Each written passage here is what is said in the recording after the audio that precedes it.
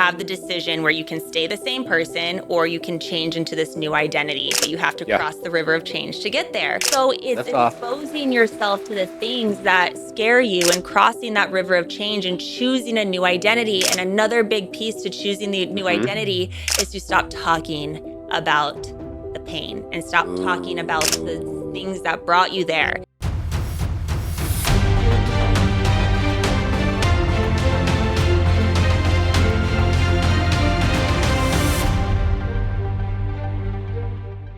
Should we introduce here or what? We have the one and only Casey on the show. Welcome to Liftoff Experience. Super excited to get into your liftoff moments, personally, professionally, and spiritually. 12 years in law, which is just absolutely amazing. And to go from law to then you had like a traumatic head injury to then Dr. Joe Dispenza, which I love. I can't wait to talk to Casey about that. And then getting into somatic breath work and helping people heal from their traumatic, whatever they're going through internally, to be able to get to that next level of, you know, awakening or just feeling free, get out of their head. I literally was doing breath work right before you came. Wim Hof? Yes. Okay. Yes. I love Wim Hof. I've done his 10-minute YouTube video every day for almost 10 years. Oh my God. I've been doing it for like last 4 years. So great. I do it every morning. Video? Yeah, I do it every morning. So good. So we have in the gym, I have the red light panel. Okay. And then my wife, I got the cap because I'm getting a little balding back here. So she's like, you got to get the cap. So I got the cap. So I do the breath work every morning. On the vibration plate, you're doing it all. I have that out there too. I was jumping on the small trampoline right before you came, did a little bit of breath work because I was like, because you know how it goes. Like, you're in the technology world. I've been on the computer all day. I'm like, all right. And we got a couple hours together. So I'm like, let's get myself down. Because I was talking last night to my wife about down regulation. And a lot of people are doing drugs or alcohol or TV or all these external things to down regulate instead of just breathing and meditating and taking a walk and just doing things to like jump on the trampoline, vibration plate, right? Yeah. So let's get into your story. Okay, let's do it. Like, why law? And what were you practicing in law? Well, I was not a lawyer. I was in marketing, content creation, community development, business development. Podcast, social, she's out there. Yes, all okay. of the things, but it was in a law firm for 12 years. Got it. So it was my family's law firm. Oh. And right when I started college, I started working with them. So as family businesses go, you kind of just get like roped in and start getting really comfortable and staying there. And to be honest, I did not think I would ever do anything else. I was 18, 19 years old. And I mean, it was the best thing ever. I was given so much opportunity and just so much responsibility. And I was just so far ahead of everyone my age. And so I just thought I had it completely made. But then as you get older and you start to grow and your passions and your interests change, you start to realize there's more out in the world. Yes. And so that's what eventually got me out of law. But although I worked with lawyers all day, every day, I'm not an attorney. But my husband is, so I can't escape him. Oh my God. It's still super close. I love that. Close. What type of law? Personal injury. Personal injury. You know, it's interesting. Coming out to Arizona, I saw all the billboards for like the personal injury. I guess Arizona is one of like the highest states for like rear end accidents. Yeah. I had no idea that was a thing. And also very strict for the 20 plus over the speed limit criminal law. I'm learning a lot about that. I got a court case next week to go and have some fun with. Yes. It was going to, my father-in-law has a place up in Deer Creek right before Payson. And it was a Saturday night after a car show. We were in my wife's SUV, and it goes from like over by the lake, by Dutchman's Lake, like it's what is it called? It goes from like a 45 to a 35, and I looked down. I was like, oh my God, I got to slow down, and I caught up the traffic, so I couldn't speed anymore anyways. And of course, got me on radar, pulled me over, the whole night. I was, hey, sorry, officer. I looked down. I it's obviously dark. Yeah. And there was no one out, and it's where the Salt River rafting is in that area over there. And so I was like, I was just totally honest. I was my wife and my daughter. I wasn't in any of my fast cars. Yeah. And it was just like, all right, nope. So they gave me a plea bargain for like 3 points. And I was like, I went from criminal to civil to 3 points. I'm like, I'm going to take my daughter, lead by example for her. I've already written down my statement, and I'm just going to do what I got to do. So Arizona, crazy drivers. Yeah. They drive so aggressively. I literally was like just driving, and I wanted to merge, use my blinker and everything. The car like sped up I'm like, dude, you don't even want to let me in. Holy cow. The amount of times I get honked at Yeah. for not being an aggressive driver, like I'm not going to risk my life and turn for your comfort behind Amen. me. You can sit and wait. And so I get honked at and like people are aggressive. I'm scared of these drivers out They here. are aggressive. So I get it, Arizona, why you got to do what you got to do. So it's all good. So what was the tipping point? So you're doing the law, and then what made you start to like look out and be like, there's more out there, and start to explore? Was there a catalyst? Was there something that came up for you that made you think about like what's next? Yeah, so I had a few moments in that law journey. So I started with a personal health journey. I used to suffer from really bad constipation and Interesting. cystic acne. And so I was just really unhealthy. I was living a very just traditional life. Yeah. And so as I started to heal my gut and heal my skin and just heal my hormones and all of these things, that's what opened up my eyes to the wellness world. So while I was working at the law firm, I started my Instagram page. This was probably, oh my gosh, 15 years ago. Okay. And I just started kind of like blogging my journey and posting recipes because everyone was asking me like, what are you doing? What are you doing? Yeah. And so I just used that as my creative outlet, which was really important to me because I was suppressing so much of my creativity in the law firm. Yeah. And so I was like, I need to express this out somewhere. Yeah. And so I started the Instagram page and started building that. Okay. And then what led me to breathwork was like completely separate from that. So we can go there when you're ready. But for sure. that initial health crisis almost is what kind of shifted my mind into being more focused on the wellness space. Wow. I love that. Talk about Liftoff moment. So I actually colitis, diagnosed with colitis, large inflammation. Inflammation, it was like his body inflammation, and autoimmune is what I was getting at. And so autoimmune, and my body was attacking itself, large intestine, and blood in the stool, losing a lot of weight and what have you in my 20s. And so I had to also like get myself on track with my health and what I was eating, my stress level, making sure I'm down regulating to be able to get myself on track as well. So a little less different than constipation. I actually didn't have that at all, but Exact opposite. Exact opposite. But it's interesting how the body, it's like sometimes you have no choice but to look at alternatives because what we were so used to is not good for us, just the normal diets. Well, and what I went to the doctor because I was more concerned about my acne at the time because as a young woman, you're just so self-conscious when you are just breaking out. Yeah. So I was going to the dermatologist and they were putting me on antibiotics. And if you know anything about antibiotics, they're horrible for you. Yeah. You should only take them in a very small dose, very minimally. And at that point, they had me on them for an entire year. Oh my. Which then messes up your gut even more. Yes. And so I went back and I was like, the acne's still here. What's going on? And she said, well, let's double your dose. And I was like, hell no, because I know this is not good for my system. I'm already constipated. I know it's like messing up my gut even more and it's not working. And so during that year, I was researching how to heal myself. And then I made the realization antibiotics are not good. So I left her office and was like, I'm going to heal myself naturally. So that's when I went on the journey of eating better. I mean, I wasn't even eating full meals. I was having like carrots and hummus for dinner. I didn't even know what a full meal was. Yeah. So really just started putting all my efforts into healing my skin and my gut. And never really tapped back into the medical system. Dude, congratulations. That's super awesome. That's so cool. And by the way, over here, I have the headphones, so also I'm pushing buttons. So there's like clap and this and that, and I'm like pretending like she hears it, but she has no idea. But you all hear it. You have to when you play back, you'll hear it. So what was like for viewers and listeners? What were some things that you started to do to start to eat differently, to start getting your body back on track? Because maybe someone out there is dealing with acne or they're dealing with constipation. So what were some of the steps, and what did you start eating? Well, the initial thing was just cutting the sugar. I was like the girl who went to Starbucks every single morning and got a frappuccino and then had a headache. Is that you out there? Yeah, then had a headache by lunchtime. And I was like, this makes sense. Yeah. I'm cramped, like drinking all this sugar. So little things like that, like stopping sugar, not eating McFlurries every night. I cannot even believe this is who I was back in the day. Like this is crazy. Okay. But really quitting the sugar. I remember I bought a juicer and I was like, I'm going to juice every single day. I'm going to make a healthy green juice and start there. Okay. And I just took these little micro steps. Yeah. Started exercising every day, tracking my water. And then as I got more into my healing journey, that's when I really started like really cutting all processed food and all that stuff. So I always say, like, look at the little things, like the sugar, the processed food, the chips, the cookies, all of those things is a great starting place. I love that. Hey, there you go. That's where you got to start. And I think it's so simple, but it isn't for some, because I know some people love, like, I used to eat at Chick-fil-A.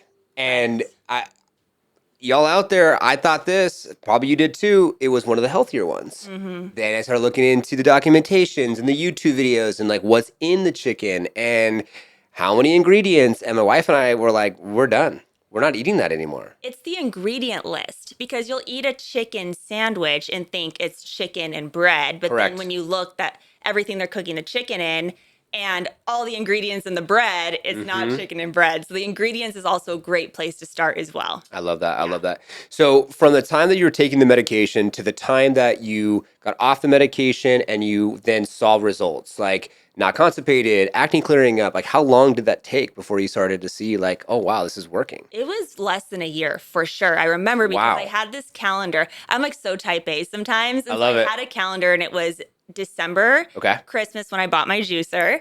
And I was like, this next year I'm focused. I'm locked in. I'm going to heal myself. And I tracked every single day. I still have the calendar. Every single day. Did I do my juice? Yes. Did I poop? Yes. How's my skin? And I tracked it for an entire year. And I would say probably like 6 months in, things were really starting to clear up. Yeah. Dude, congratulations. Talk about Liftoff. That's so cool. Yeah. No, I mean, it's something that people, I think, that maybe don't even think about. And it's unfortunate that it's hard for us, I think, sometimes to look in the mirror and be like, what am I doing? What am I not doing? What could I be doing? And then you go to the doctors. It's just what we do. And then you talk to your doctor, you tell them what's going on, and they want to give you something to fix the problem, which doesn't fix the problem. It just puts a Band-Aid on it. Right. And then you're kicking it down the field until, you know, I don't know, universe, man upstairs, Jesus, whatever you believe says, hello. Like you gotta look in the mirror and start doing some self-evaluation, ask yourself, what are you committed to?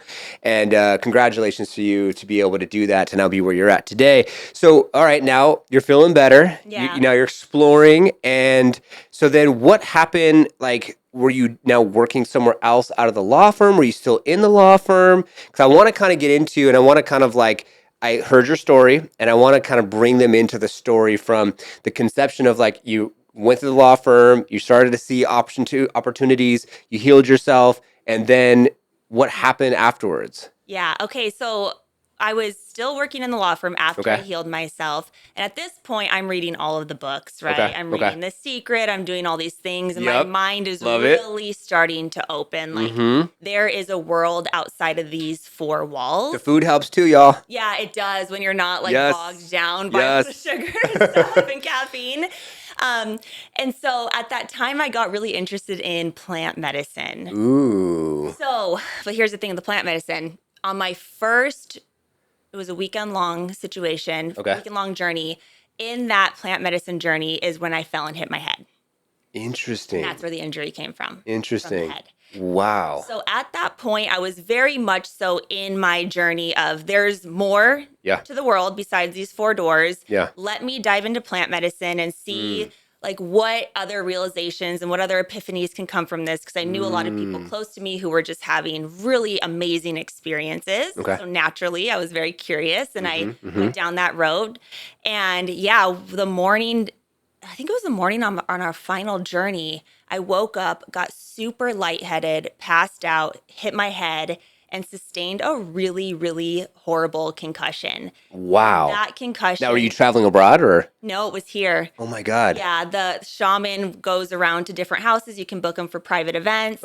And I was in a house on the floor, and I woke up after blacking out, like, what just happened? Oh my God. And that is really what you want to call the Liftoff experience, because that changed my entire world. I went from being a vibrant, social, overworking, high achieving, like social drinker, everything you could like think of in a young 20-year-old. Well, I was actually 27 at the time, to literally being stuck in my bed. Oh my God. My head, I was so dizzy. I had headaches. Everything was blurry. I couldn't drive. I had anxiety. I was getting panic attacks. Wow. All of the things in my life overnight was like, who is this person? And I started to fall into like a pretty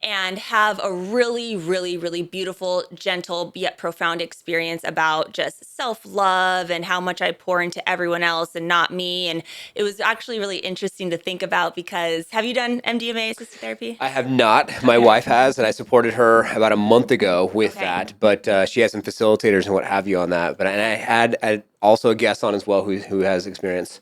Okay. So you on these journeys, you're laying back on your mat with like an eye mask on. So it's very much so inward. And I remember it was like a projector screen in front of me. And every single person who was in my life and who I loved would like show up. And I was able to express to them how much I appreciated and how much I loved them and just how much I adored them. And when I was complete, the projector would naturally switch to the next person. Wow. And so it's doing this. And at the very end, it gets to me. And I was like, you have a pretty smile. You're so funny. Like I was not really able to acknowledge like how wonderful I am. It was really hard for me. And I was trying to get the projector to go and it was like, Wow. Like, sit here and like, what is it? Look at yourself. Like have this moment with yourself. And that revealed to me how much I really, really didn't love or like myself on a deep level. I could only come up with surface things. Yeah. And so that was the realization from that, which was you can so easily admire and love everyone else, but you have none of that for yourself. Oh, wow. And in the moment, in that stage of life, I wasn't really able to realize the truth of that. Yeah. But now, as I've gone on my healing journey, I am able to recognize, like, you really were suffering as like a young 20-year-old. Wow. And your whole life, pretty much. Wow. And what do you think that stemmed from? Was it like maybe parents because of the upbringing, family, people around you? Because I know a lot of people out there probably also deal with and suffer with not feeling self-worth and that being something for them that they feel like, it is what it is.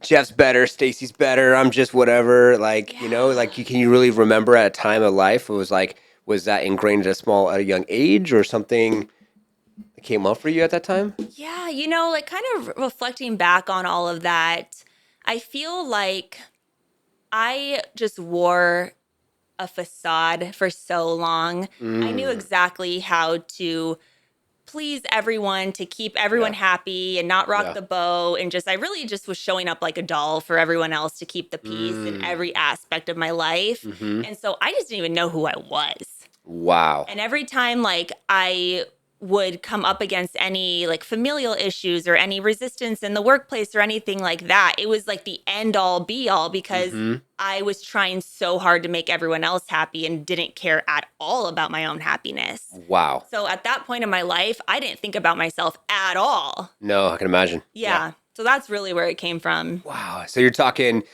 internal things that came up for you at that time growing up and also external, like the sugar, the Starbucks and all that, and then what you're eating, and then also how you're thinking about yourself. So the emotional body, the physical body, I mean, on all these different levels, and probably the spiritual side too, it was just like, it sounded like you're putting yourself through a lot, like at this time. I mean, I was just living on pure default. Wow. And this word is thrown around a lot, but like survival mode. Yeah. And it's interesting because if you look at my life from the outside, you wouldn't think, you're like, what are you surviving? You have a great job, you have a great family. Like, what is it?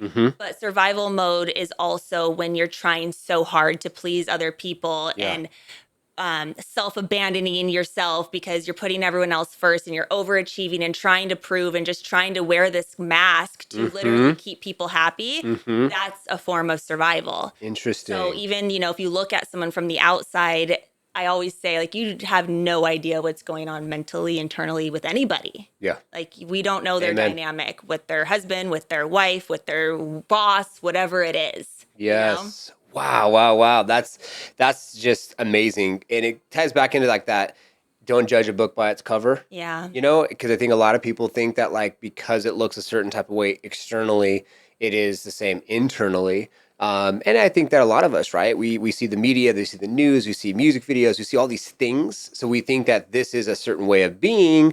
And then you try to achieve that, or maybe it's because of monetary value and you get all this money and then you get to the end of the yellow brick road. You're like, oh, okay.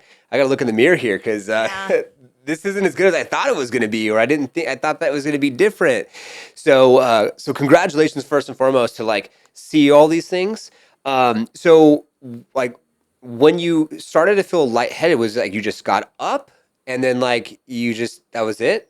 Literally. So I Wow. just got up. We were all sleeping in the living room, Yeah. in the journey. And I got up to use the restroom and I walked down the hall. And just next thing I knew, like, boom, just blackout. Fell So back. interesting. And I'm tall. I'm Yeah. 5'9", so that was a fall. That was a long fall. Yeah. And I She's remember. taller than me, y'all. Yeah. And yeah, it kind of came out of nowhere. I didn't even really feel myself getting too dizzy or lightheaded. But you know, when Yeah. you stand up and you get a little lightheaded sometimes. Yeah. It was like that, but blackout to the point. Wow. And it happened so quick too, because I was doing the Wim Hof breathing and I was like, I don't know what the heck. I was in between the breath and I was like, oh yeah, I'll just go ahead and turn on the fan real quick. Use the restroom. And the next thing you know, I blacked out and I found myself holding onto the shelf going like this. Yes. And I'm like, my head's buzzing. I'm disjointed. I hit my head on the freaking shelf. I'm like, what just happened? Like, what? It was so scary. It's exactly that. But without Wow. having that time to realize what's happening and grab something, it was Thank just God I did. blackout. Yeah. Wow. And then so that happened. They checked on you. Did you go to the hospital? No, I actually felt like okay that day. Yeah, yeah. And a few days after, I felt fine. Mm-hmm. And then I was in a yoga class. I probably should have taken some more time off from working out. She's like, I'm right back to it. Let's go. Learn yoga. Let's get it done. It was probably a week later. I was in a hot yoga class, and I seriously felt fine. Yeah, yeah.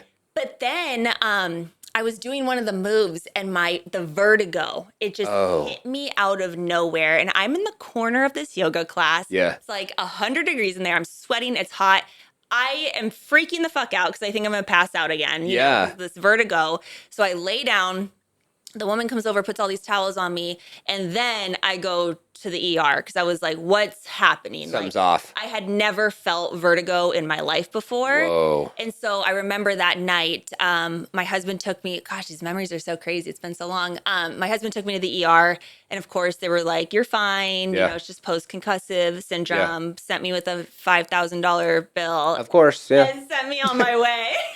Jeez Louise. Yeah. Wow. Yeah. Interesting. And then do you think that the process, because I know that after you do plant medicine or Reiki or ayahuasca, like there is a time frame of you just kind of like see things happen, things can come up, you could purge. So do you think maybe there's a combination of the head trauma plus you just went through these ceremonies, so it was maybe like a double whammy?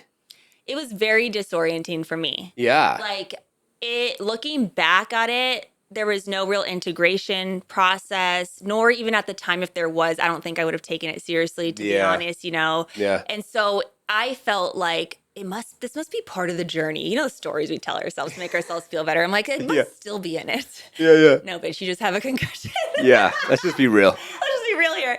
And so, but no, I do think that it was very disorienting because you are now, this can of worms is open. You never look at life the same. You never look at people the same. And so now you are just looking through this new, like the veil is so far removed, and dealing with an injury, there was a lot happening there for sure. Talk about diving in the deep end and not knowing how to swim. Literally. It was really, really intense. And at that time is when I went part-time at the law firm. So that kind of pushed me out of it a little bit. Yeah. And so I started to just spend more time at home.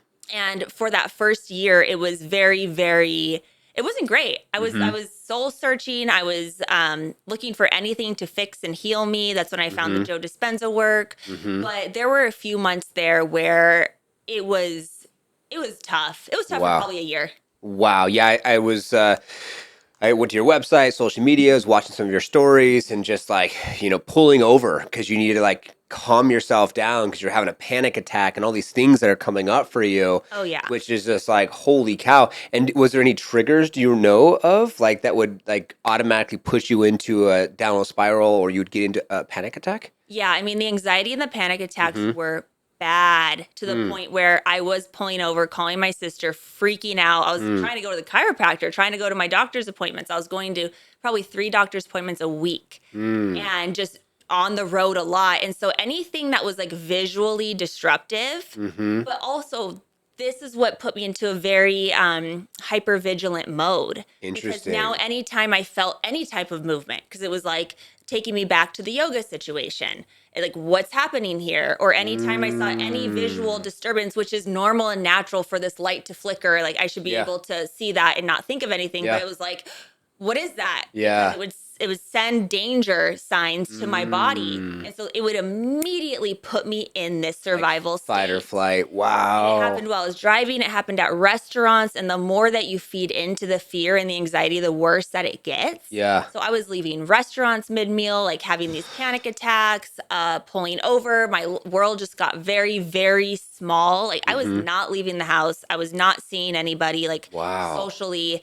And it was becoming really depressed. Yeah, I can imagine. Holy cow. It reminds me when I was in my 20s, it was like, I think I just moved out with an ex-girlfriend. It was like 19, 20, just had like a big boy job. And I remember I went through about a year of, I just all suddenly freaked out. And I was like, Mom, I'm selling your insurance. I need a therapist. And I called the therapist. And I went in the shower and I was hyperventilating and my brain was like fragmented. I couldn't think of anything. My heart was going crazy. And it took me a year, and I didn't have any head injury or anything like that, but it took me about a year because I remember when I was probably 17, 18, 19, I started to really like think about the concept of this reality and life and death and why I'm here. And then the concept of death was just like, would automatically give me anxiety because like, holy shit, like the fact that you could die and this and that. So it took me a while to like re-regulate my body and get to a point of like homeostasis, which is so interesting. So those thoughts just came up when you're telling me your stories, which is so interesting. So how did you come to find Dr. Joe Dispenza after you're doing all this research to find any help? How did I find him?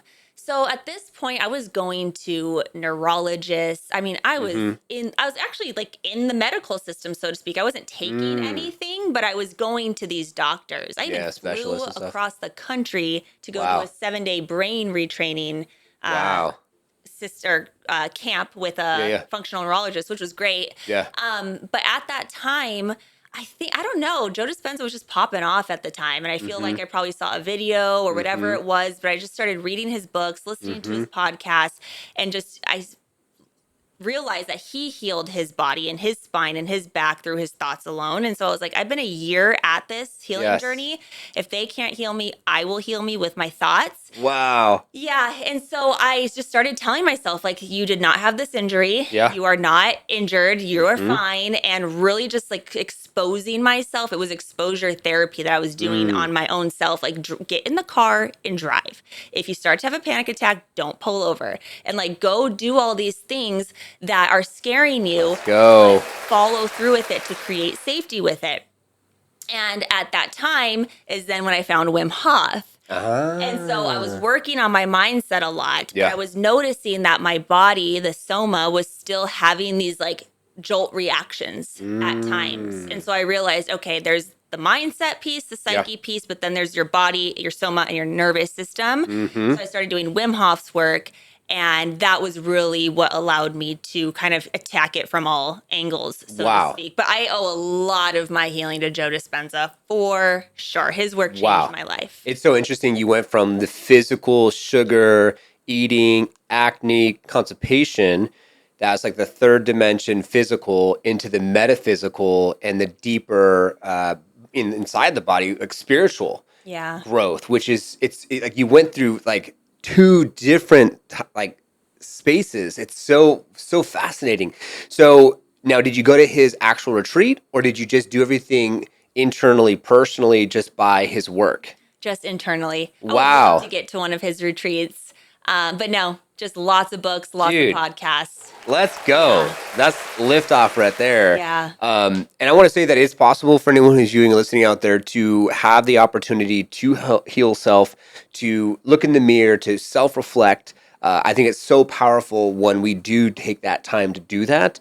I actually have, God bless Mike. This is my stepfather-in-law. So my mother has Colette. This is her stepmother, and he had brain tumor. and they did surgery, and they took the tumor out of his brain. And so just last week, I was at a real estate conference, and I was in San Diego. So I was like, I'll fly my wife out, and Colette came to pick up Jordan for the last week of summer and take her to California.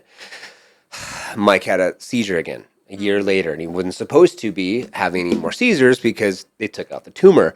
And I told him about Dr. Joe Dispenza. I said, Mike, you got to check out Dr. Joe Dispenza. And he has a lot of retreats actually in San Diego. Yeah, now he does. Yes. And I was looking at that for my wife and I to go, more for personal development, nothing specifically for any type of like healing per se, but what were some action steps? What did you do? What did you watch for anyone who's listening out there? Because I want to make this for someone who's just like, oh, cool, yeah, she could do it, but not me. So like, what were some things that you did? Was it journaling? Was it calendaring? Like, was it like a certain book, podcast? Like, what did you do to like start to like neurologically reformat the brain and your nervous system and your belief system? Yeah. So going to the mindset piece first, sticking with Joe Dispenza, the exposure therapy. So he has this concept when you cross the river of change, you have the decision where you can stay the same person or you can change into this new identity, but you have to cross the river of change to get there. And so for me,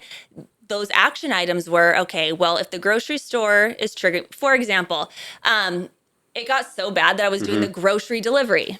Dude, I think back to this, and it's like my life felt so small at the time. But it was like, go back to the grocery store. Yeah. Do you really want to have, because the woman kept like messing up the delivery, and I was like, this is annoying, but if I were to do it myself, I would get the groceries I need. Someone was trying to teach you something. No, seriously. And so things like that motivated me to get back into the grocery store, start driving again, but I had to expose myself to the things that made me fearful. And I was actually thinking about it when I was driving over here because I live over in Arcadia, so it's a little drive. Yeah. Was that 45 hour? It was probably like 40 minutes or so. 40 minutes? Okay.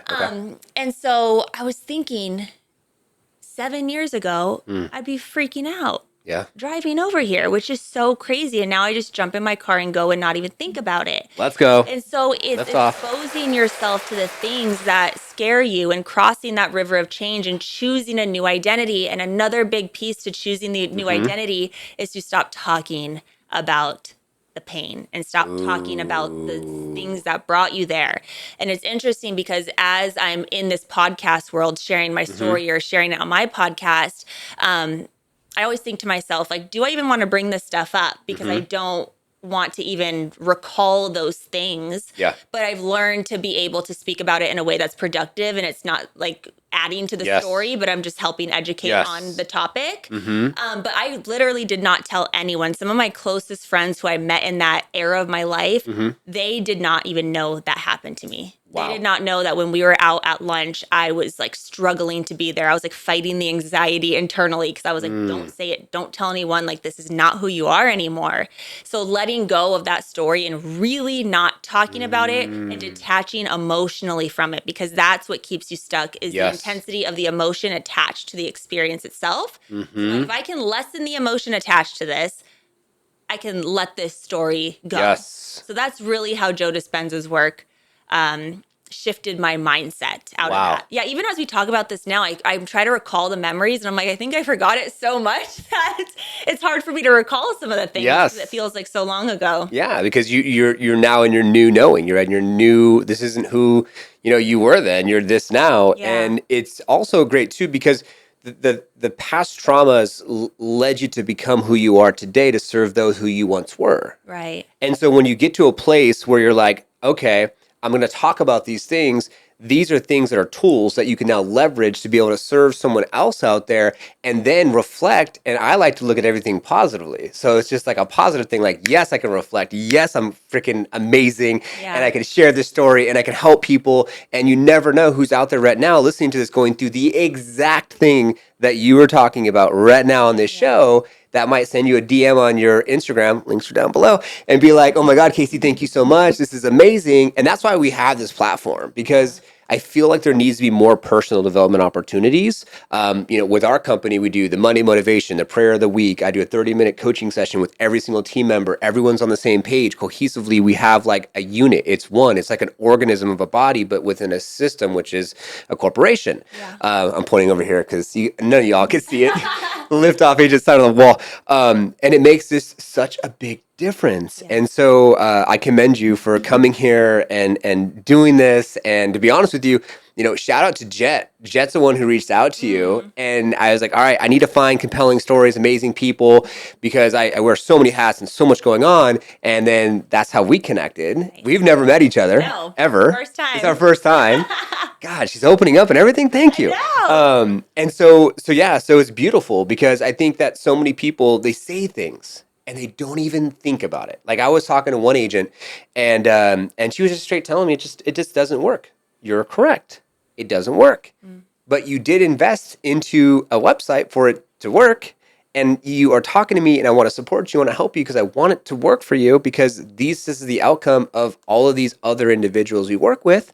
So think about what you're saying and are you really committed to? Because I think so many people are just on autopilot. They don't even think about it. Yeah. I mean, that's the problem. Once you become conscious, I remember I was at this, what is it called? Like a fundraising event, and they had this keynote speaker, and this woman, it stuck with me. She said, once you become aware, you can never become unaware. Ooh. And it was a foundation or a fundraiser for underprivileged children. And so she was like, now that you know all of this, you don't have to donate today. You don't have to do anything. But now that you know this exists out there, you know, and you can't unsee it. And so that always stuck with me. So whenever I learn something or someone like adds a little nugget and I'm like, ooh, okay, now I know. I can't just ignore that. And if I do ignore it, I'm consciously ignoring it. I'm not defaulting just to letting it go. Correct. Yeah. And so many people do that, whether you're smoking weed or drinking alcohol or playing video games. And then a lot of people, I was doing content around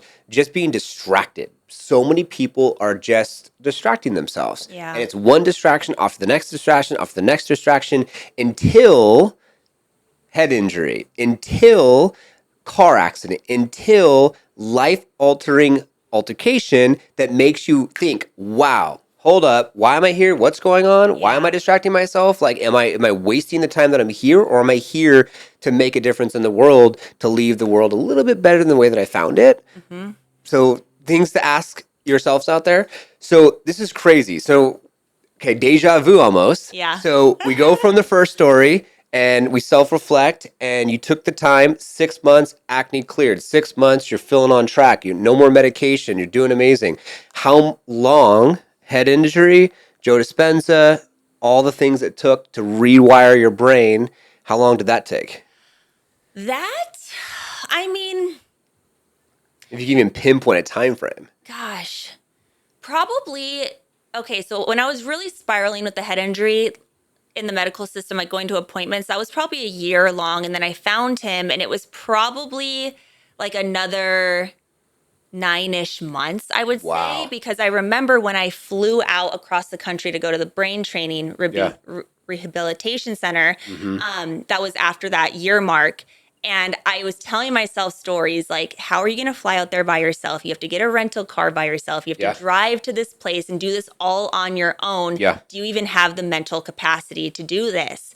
And I told myself, I was like, in the 𝗄𝗏 Dispenza world. And I'm like, absolutely. I'm going to prove to myself that I can do this, even if it's hard, even if I'm tired, even if I get dizzy, even if I get scared, like I'm going to do this. I love that. And I think that was around like the 9-month mark or so. And it was moments like that where I would throw myself into these situations that like previous Casey felt like were impossible. And it's so interesting when I share that, because the everyday person who hasn't experienced this, it's like, duh, you just get on a plane and go. But when someone's really in it with an injury and like living so much in fear, it's a big deal. Going to the grocery store and doing these things. And so it was probably like 9 months where it really started to, like, I started to notice, oh, I'm stepping into this new version of myself, and it's not so conscious anymore. Like a conscious effort. I'm like, okay, I'm just kind of doing and being more in it. I love that. I love that. Wow. A year and 9 months to get to a point where you're like, all right, feeling good. So going through that process now, Wim Hof, you're starting doing the breathing, and then what got you to then transition careers? Because now we're going to get into the breath work and what you facilitate. How did you even come upon, that type of work when it comes to the breath work you're doing now? Yeah. So when I was still like healing myself with the 𝗄𝗏𝗃𝗀 work, I found Wim Hof and I started to become obsessed with breath work. I did his 10-minute YouTube video. It has like billions of views now. I'm like, 1 million of those are probably mine because that's how much I do it. And it was a few years into that, I was just really noticing that was the thing that really coupled with the 𝗄𝗏𝗃𝗀 work. Like I got the mental piece, but I was still kind of feeling anxious and still having those somatic physiological responses that we get that the mind can't really control. It's like the body's sensing fear. So it just starts like showing red flags. And so the breath work really helped me connect with my body and those sensations. And so a few years into just loving breath work as a participant, I got fired from my job. And so really, from working with your family? Yeah. What? How do you get fired from working with your family? Dude, that's a story for another day. Wow. But there was some turbulence that happened, and we decided to go our separate ways. Well, it makes sense too because, right, you're your new version of yourself. Yeah. So you're not just going to be like making everyone happy anymore. Right. So whether that's calling people out or saying how you feel, so I can imagine. Yeah, and that's, it's interesting because that's why people get scared of doing the work. Yeah. Because things start to change in your life and not everyone's on board with how you're handling things. Yes. And sometimes when we're in this process of speaking our needs or even realizing we have needs or not being okay with certain things, and this is from all ends, like me, them, everyone, we don't know, like we've never had that dynamic. Yeah. And it can cause friction. And it's okay, how do we work through the friction or do we not work through the friction? Yes. And so that's what happened. I got fired. And you're all, dude, what? It's all good. and I remember just thinking like, okay, I'm not in a place where I'm freaking out over this, like job wise, like everything's fine. Like I'm in this huge shift in life. What do I actually want to do with my time?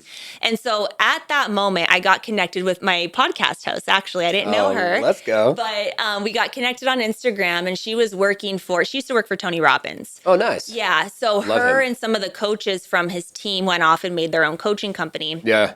And so they hired me to help with like operations and things like that. So after I left the firm, I got connected with them, and that was like a personal development college on steroids. I can only imagine. Dude, it was crazy, the level of standard and excellence. And I carry myself to a very high standard. But again, I was never outside of my four-wall bubble professionally. And I was like, whoa, there's another world out here of professionalism and excellence. And so I worked with them for a year, and we all just kind of like left at the same time a year later. And then that's when I found the practitioner training. Wow. I was like, I'm going to go get certified in breathwork. I love it. It's changed my life. I have this newfound sense of certainty from working with these coaches. Like I am not the same Casey anymore. Let's go. And I literally was like, I can do anything that I want. Like that's how much confidence I felt. I was feeling better. All of the things just started to align. So I went and did the practitioner training, and after that, my whole life personally and professionally changed after I started facilitating breathwork. Dude, that is absolutely amazing. Congratulations. I absolutely love that. And I want to put some cliff notes really quick on something that you said, tying back into getting fired. Yeah. Because I think it's very important for individuals, users, and listeners to understand that like when you go through this process, the reason why, just to give context and not reason why from the perspective of the story why you got fired, the reason why she got fired is because you were doing internal work to become the future version of yourself. And if those around you aren't in the same frequency, we're gonna go a little bit deeper here on metaphysical. The frequency has shifted. If the frequency has interference and the frequency can't align, if the frequency can't align, then you will go into a different direction, whether it's a partner, a friend, a job, or what have you. Yeah. So it was interference of frequency, and that's why she got fired. Yeah. Beyond the story, because the story doesn't matter. Right. It's words that we think that equal things, but words are how we communicate in this existence, but frequency is really all it is. Yeah. It doesn't matter what hurts or whatever it is on a deeper consciousness level outside of a physical plane of existence. Things are more on that plane of frequency. And so just letting everyone know, if you go down this path, whether you reach out to Casey or doing breath work or ayahuasca, plant medicine, you might not be around the same people. Yeah, and that's tough. It's very tough.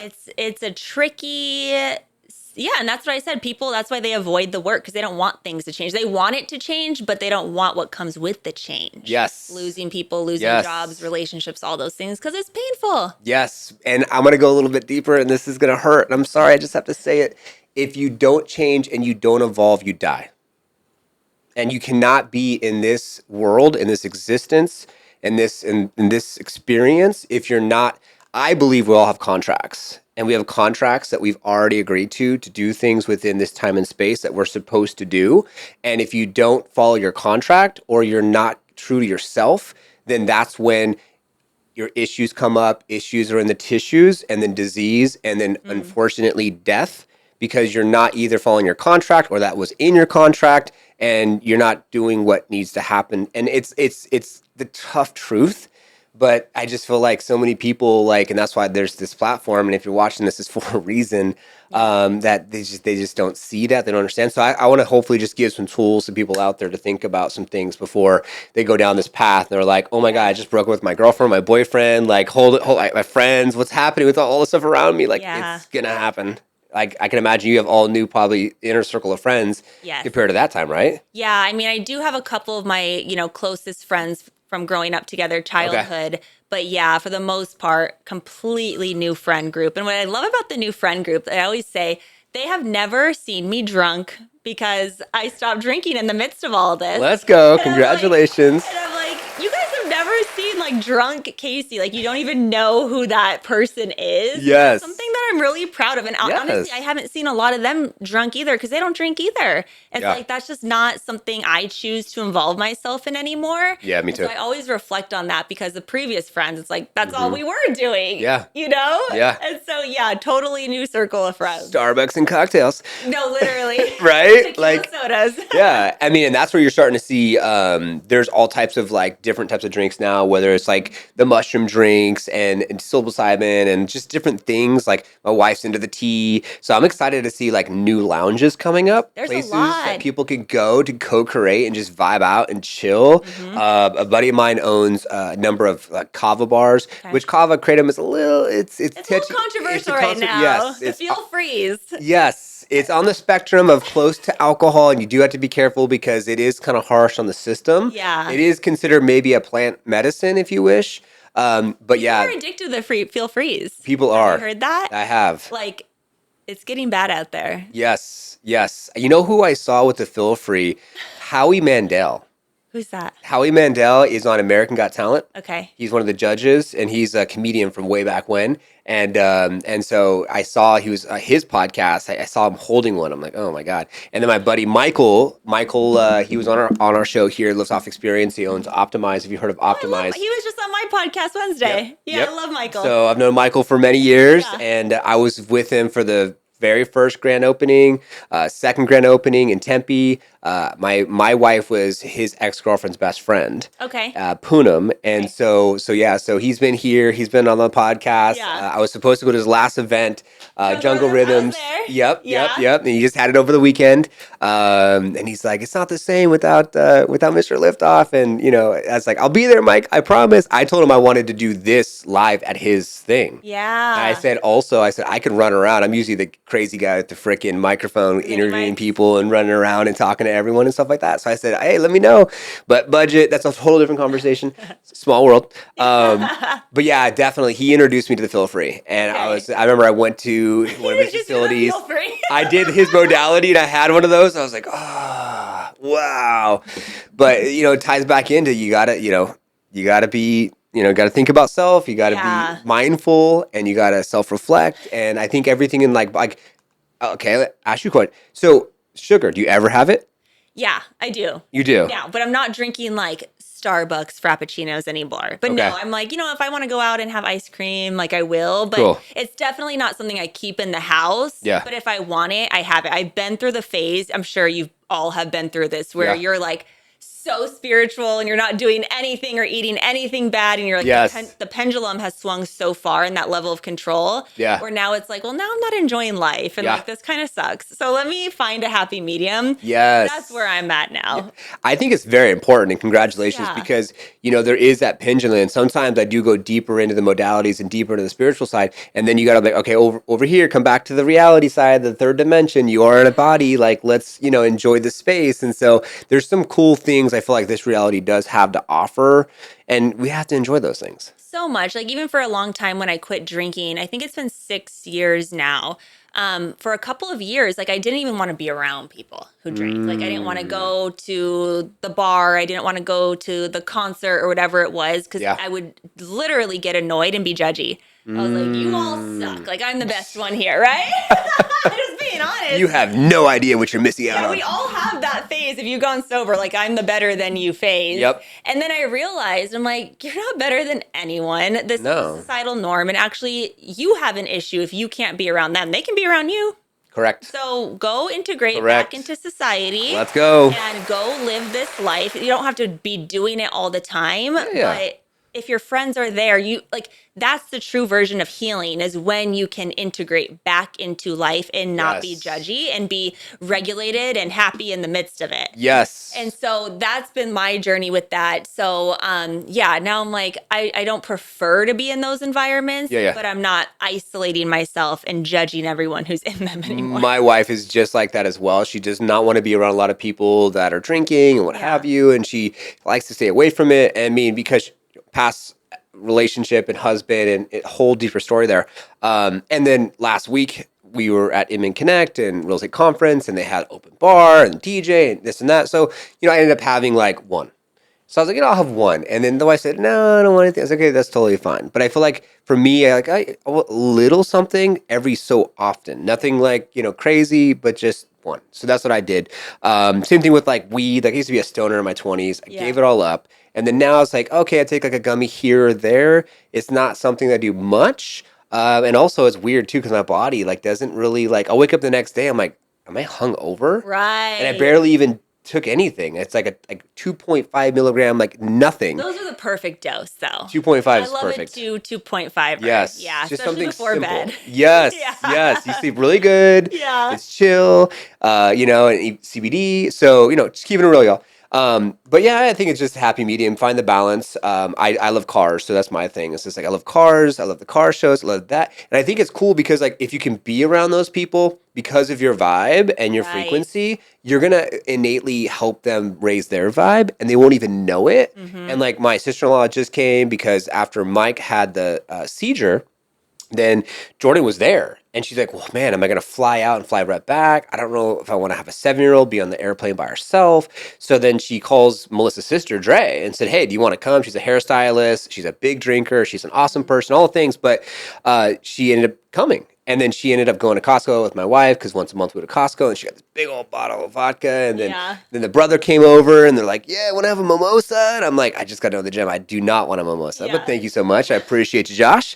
And, you know, and then she was drinking a little bit, which is to each his own, totally fine. But it's interesting because my daughter said a couple things and kind of got her thinking about a couple things. And she was just like, Daddy, I think I have a really deeper connection with you. Like, she's 7. She's like, yeah, I think we've already like shared past lives together before. And she's like saying this out loud with like my sister-in-law, and she is like, so not, that's not her thing. She's like, no. Like, it's very much by the book, religion-wise. So, you know, God bless, to each is your own, whatever. But that's why I think that like this, we're holding space for people that maybe don't even understand this type of concepts, to be able to like, oh, this is an interesting world. Or people who are watching stuff like this, or even like you said, when you're out and about, just by you being who you are, you naturally draw in those people. Because what I learned in this sobriety journey is that more people than you think don't want to drink. They just feel like they have to. So people will come talk to me when I'm out at these like networking places, and they're like, hey, and they just like kind of gravitate towards me. Like, you don't drink? Like, oh, like, I don't want to either. Like, someone just needs to give them permission to do that. Yes. But it's tough when you're first starting off because you feel like you have to. So I get it. But no, a lot of people really I even hear it in conversations too, like with people who I know, they want to quit, but they just don't have that permission slip to do so. Yeah. And I love that you mentioned your daughter, because it was actually my niece and nephew who were reflected to me why I wanted to stop drinking. We like had this crazy Christmas Eve party every year. Yeah. And Aunt Casey got toasted, and it was not pretty. And I remember waking up the next day, and it was Christmas. Yeah. And when you have that awful fog, you're just like, you're still drunk. Yeah. You're still drunk, and these precious kids in front of you are like, wanting to celebrate and open their gifts. You feel like shit. And you feel awful. And then they're telling you about things from the night before and you don't remember. Dude, that was like so heartbreaking, painful to me. And I was like, I never want my niece and nephew to be their aunt that they talk about. Correct. And so that was like the end of the drinking days. Good for you. That's awesome. I love it. Yeah, I never really personally got, I was always the DD. I was always the responsible one for everyone. I was always like the good reason person. I was always like, people would gravitate during high school, and like I'd have my own little crew, but I would be cool with everyone. So I never found myself getting to that point like that I couldn't control myself, because I always felt like I couldn't. I was like, not that I always have to be in control, but I didn't like the thought of like not being in control at that level when it comes to like alcohol. Yeah. And I would always be the one driving too, so it didn't make any sense. So now let's get back into the story for your new career. So now did you get certified first? Like, how did you know like this is going to be like what you're going to do? Yeah. So when I found the certification, it was right after I left that job with the Tony Robbins coaches. And so that was a year long. And then right after that, I remember I was sitting at my desk and I was like, okay, well, what am I going to do now? I just had this really great experience. I'm feeling on top of the world. I had so much confidence and certainty. Let's go. And I've always had an entrepreneurial spirit. I mean, I grew up with a family of entrepreneurs. Everyone in my family was. And I've just always had that in me and the ability to execute on things really well. But I just never allowed myself to fully go into anything besides like my Instagram page that I was building and things like that. So I was like, okay, well, this next job that I do, it's going to look very different. It's either going to be, again, in the personal development space with somebody else, or let me go get certified in this and just check it out for my own personal healing. Again, I went to go just learn more about the somatic world. So I didn't really know what I was going to do yet, but I went to the training, and I remember it was a 4-day training, and I had the most profound breathwork session up until that date in that training. And I really felt the potency of what this work can do. It was digging up memories. It was, talk about cathartic emotional release. It was the most intense feeling I had ever felt, an intense experience. And from there, I was like, okay, I'm even more bought into breathwork, because I had the beautiful experiences with Wim Hof, but I had never really gone on a full journey like that, which is very different, psychedelic, very, very deep. And so from that point, I was like, okay, I love this. I really love it. Let me just facilitate a session and see how I like it. I'm always willing to try things out without any type of commitment. And so I facilitated a group session, and literally like within a few weeks of getting certified, and I just became addicted to hosting these sessions. That's amazing. Yeah. Dude, talk about a lift off moment. And like that's when you can really feel like aligned from the perspective of your passions and your purpose when they come together. Yes. Which is so beautiful. It's like you're not working, you're just having fun. This is amazing. And that's where I'm right there with you, because Wim Hof is great for, I think, more like of just kind of like down regulation, nervous system, great way to start the day, stuff like that. I also like it from like higher altitude and things like that. And then there's other ones that like you could literally go deeper into, like, like you said, have like a spiritual awakening. You could be purging, all this type of stuff. It's pretty intense. Would you say that going to the Wim Hof was a good beginner stage to getting into what you're doing now? Absolutely. However, there's a lot of people who come to my sessions and they've never done any breath work before. And it's equally as profound. It's equally as amazing. Do I think that everyone should start with like a Wim Hof and titrate? I think that's a personal experience. There you go. But I do think that even with me feeling comfortable with those physical sensations from the injury, it was a good stepping stone for me. I was like, because you get dizzy, like you said, and all these things. And I was still like borderline scared of those sensations. So I was like feeling comfortable with it. And then when I started diving into the deep sessions, I was like, felt very comfortable in that space. I love that. So you were facilitating after you got your certification in the breathwork. And then how did you even find the company that you're associated with? What's the company? Give us some more context as far as all that. Yeah. So currently, I got certified with a company called 𝗪𝗪𝗍𝗪. Okay. I don't know if you're familiar. Do you know who Steven Jaggers is? I do not. I seen the company. Okay. I went through your Instagram. I went to their Instagram. I seen that they've trained like 3,000 plus people. Yes. So he's from Phoenix. That's why I asked. Oh my God, really? Yeah, he lives in Colorado now. Okay. But I trained through him, and then I started just facilitating on my own and building my own breathwork business. Then I started getting connected with them even further and I became a teacher trainer for them. So now I'm teaching practitioners as well through them. That's so cool. Yeah, and it happened really, really rapidly. But one thing I always want to share with the listener, because it's important, is have your own thing as well when you find it. Because like you said, when your passions meet your purpose, but also when it meets your skill set. Because I had all of these skills I had accumulated through all the years. And when I could apply the skills with the passion and the purpose, I think that's when you find a business that's sustainable for yourself. Liftoff, let's go. Yeah. This is why we co-create. Yes. I love that. Yeah. So I started hosting my own breathwork sessions, building that up. And then it was quickly after that, they called me up and were like, hey, do you want to come help at our in-person trainings? Hey, do you want to start teaching this? And now I've been doing that with them for a few years now as well. So I'm really in this mentorship role of helping develop new and aspiring practitioners. Dude, that's so cool. It's one thing to build a business. It's another thing to teach others to facilitate, as you are as well. Yeah. When you went through the original, so now before you became a practitioner, did you go through was it a ceremony? Was it an event that you went to? How did you even stumble upon this somatic breath work first? Oh, yes. Okay, so when I was sitting at my desk, I totally skipped this part. You're good. But I was sitting at my desk thinking, what am I going to do? I saw Steven post something, and it was someone having a huge emotional release. Yeah. I think he was doing some body work on them. Okay. And then he was like, hey, I have a training down the road in Scottsdale 3 weeks from the post. And I was like, I'm going, sign up. Boom, go. It was one of those divine interventions, when it's not you doing it, it's God and source directing your decision. Yep. That's exactly what it was. Because I'm not one to go sign up for courses and stuff. I'm not a course collector like that. Oh my God. And so the fact that I was like, I'm going to go do this. Yeah. That's what got me into it. Wow. Yeah. And you see all the things that Casey had to do to get to that point to even take the leap of faith to do that. And that's where I feel like when I go back to the contract, right? That must have been a contract that you had and what you were here put on this earth to do. And it's I feel like we need to be relatable and we need to have our own experiences to relate to whoever we're going to connect with for them to be like, oh my God,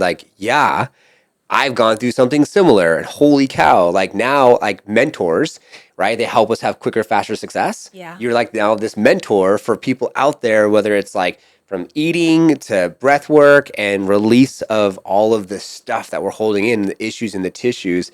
It's so beautiful now that you're this light to help so many people. So now how many years have you been doing this for?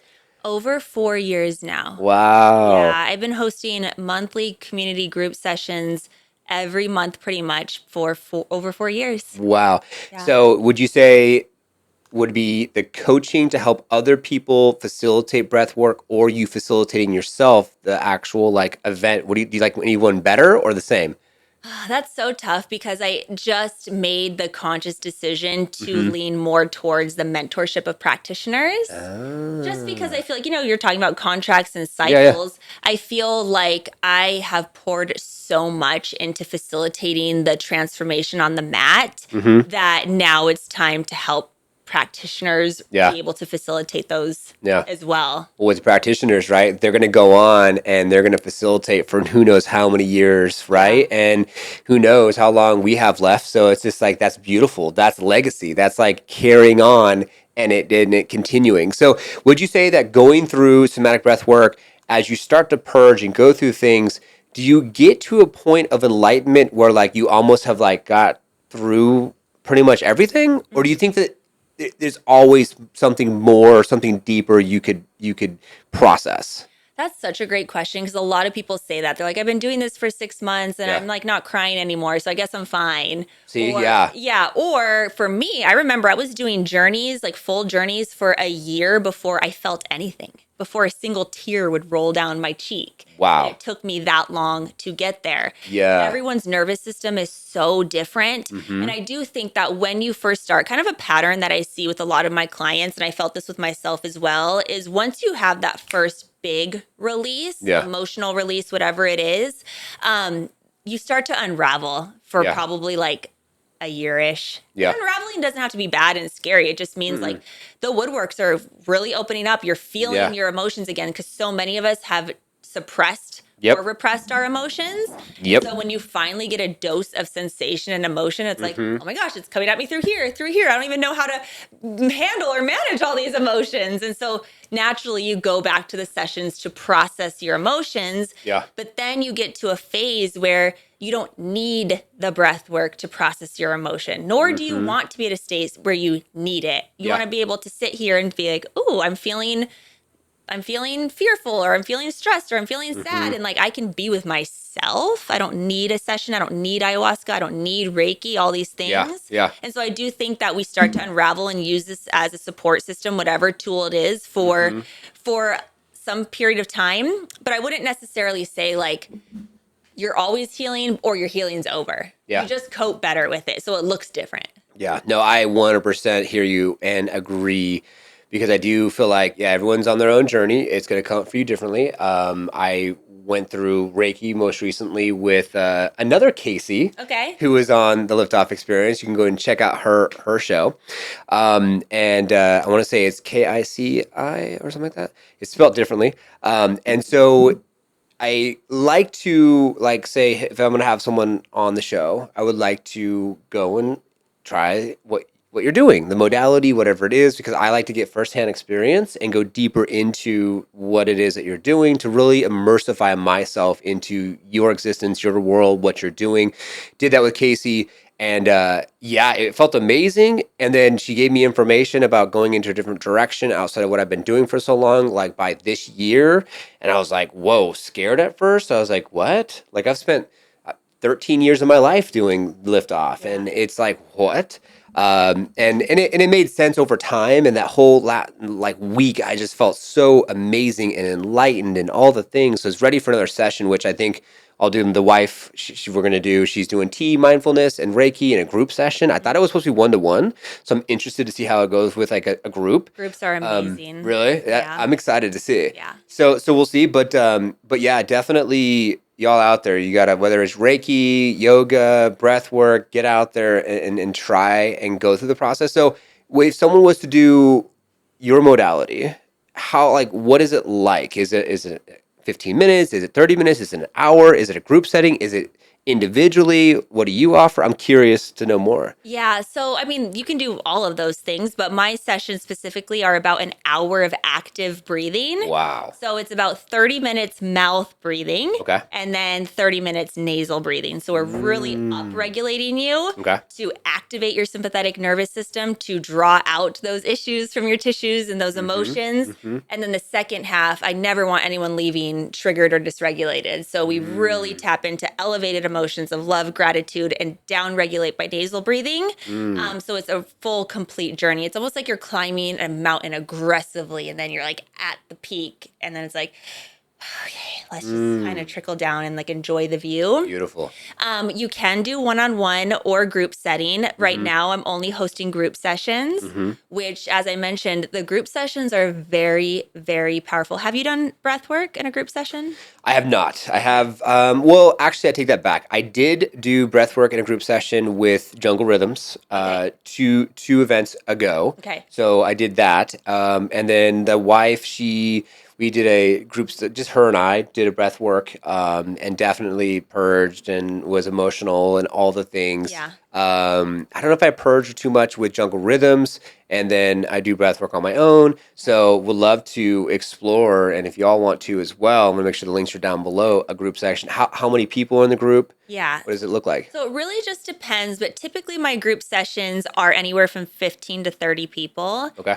And it gets loud in there. Wow. Like, there's a lot of emotional purge and release. You have one person laughing, you have one person crying, you have one person screaming, you have one person asleep, you have one person like, why the fuck am I here? Like, you have everything going on. Wow. And the emotional release of everyone, going back to permission, we talked about that earlier, it gives you permission to start to feel these emotions, or maybe it triggers something in you. Like a lot of women, if they hear a man yell, that triggers something in them because maybe they grew up with an abusive father, or just not feeling safe with the masculine presence. So the group session, everyone feeds off of each other. I say it's like a circus for 30 minutes. Wow. And then it's like, dink, everyone starts to down-regulate at the same time as well.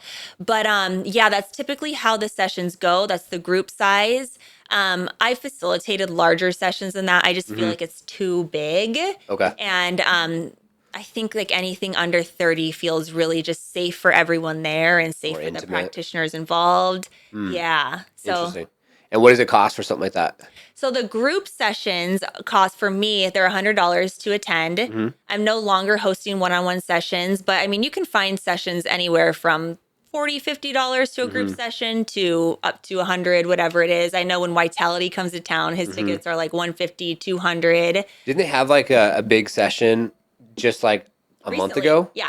Yeah. Yeah, he's always going on tour. I haven't been to his session because it's like 4 hours. Wow. It's not breathing for 4 hours, but for me, I'm like, I just want to go do my thing and then bounce. Yeah. I don't need to be here for 4 hours, you know? Yeah. So my sessions are about 60 minutes, but in totality, where it's about 90 minutes after I give you the introduction and wrap things up. But I notice the people who come to my sessions, they are really there to go in and do the work. Yeah. There's some practitioners, and no shade to them, but I almost like to call it LA breathwork, where it's like, it's a little bit more just to like get high on your own supply. Okay. And like feel like really like kind of shoot out of your body into like this other dimension, which is fun, by the way. I like those sessions too. Yeah, they are. But in my sessions, we can't bypass the body because then we're bypassing everything. Yeah. We're just disassociating at that point. So my sessions, I really keep us in our bodies through the breathing rhythm, the breathing technique, the music that I use, and so that we can actually process those things out of your tissues and not just shoot up here and feel good for an hour and then nothing changes. It's so amazing how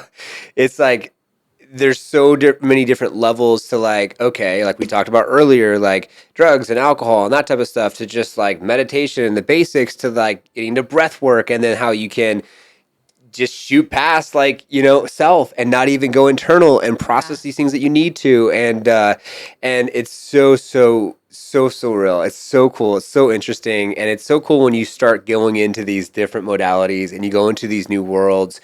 And that's one thing that I love about being able to be on both sides, because then you can give people opportunities, especially in the car world, that are like totally have no idea about any of this stuff.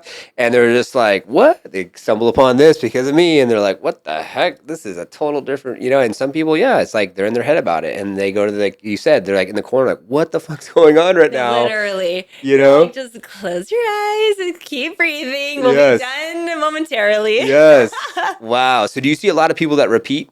Yeah, as I mentioned, I kind of notice these patterns with people where they'll get really into it for like a year and then they evolve out of it, and it's great. That's the purpose. Yeah. That's the point. If your practitioner is telling you need to be there for the rest of your life or every single month, that's not a practitioner you want to work with. Yes. You want to be with someone who's teaching you to self-regulate and have a self-sovereign way of thinking when it comes to this stuff, and not be reliant on any tool. Yes. We were just talking about this with Michael, actually, about how people become really reliant on the medical system, but then they just flop and become reliant on the tools.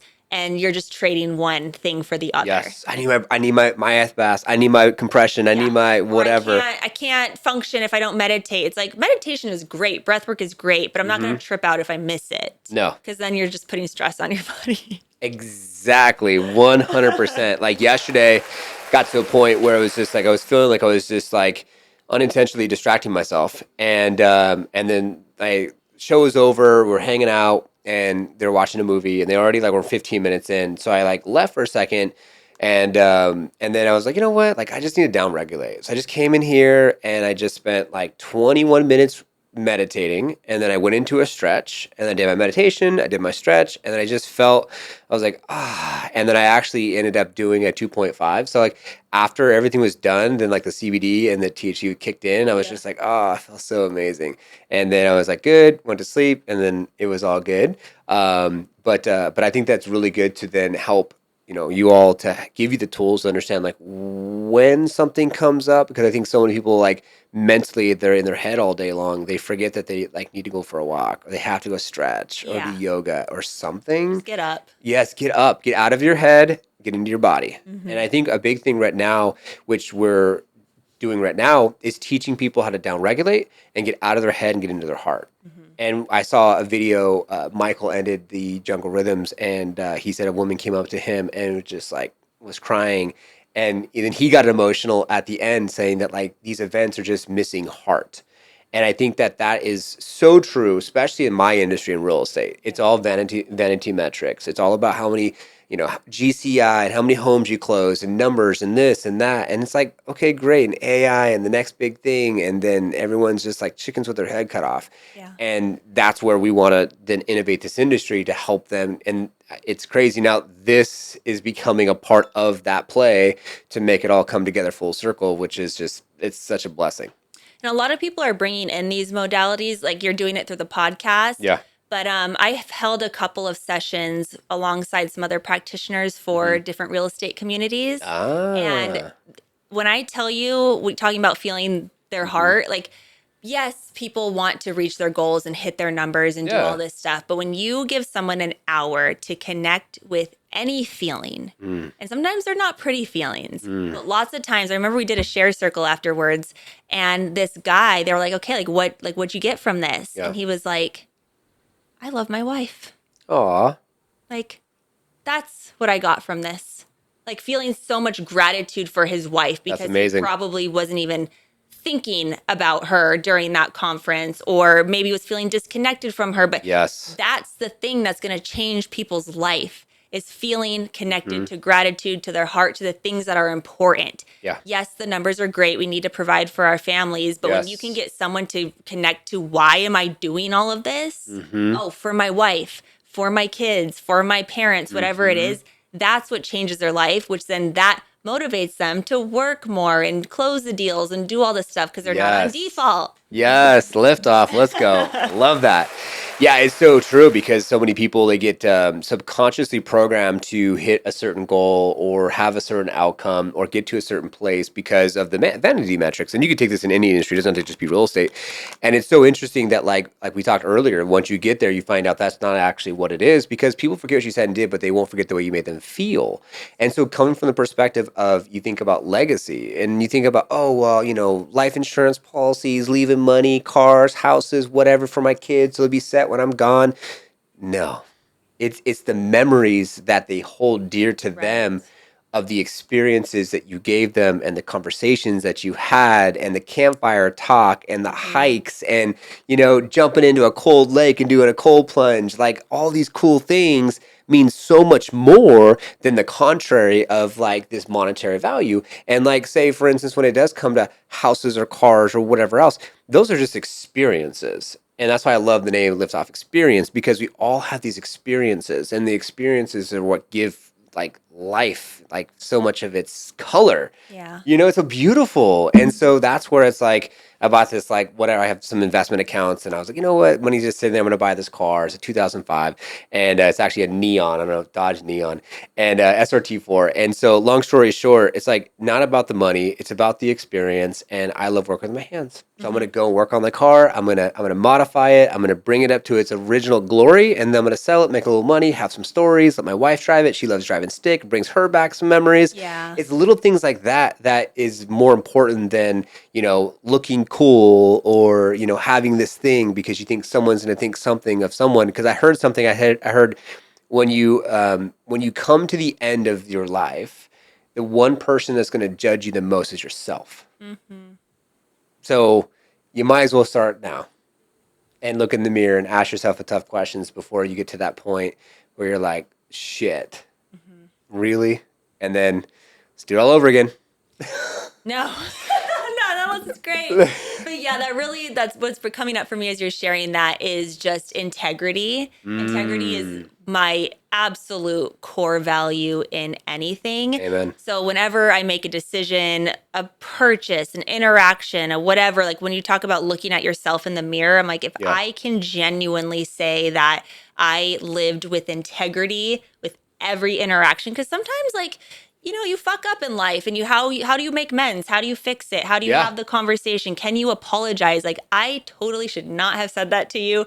I'm so sorry. I take accountability. Like, that's my anchor for everything in life. It's like so cliche to say, but like, can I put my head down on the pillow and genuinely know that even if I did mess up or hurt someone, that I made it right? Yes. 100%. No, I agree. And that's where it's like being intentional with every situation you go through, whether it's your kids or your spouse or whoever.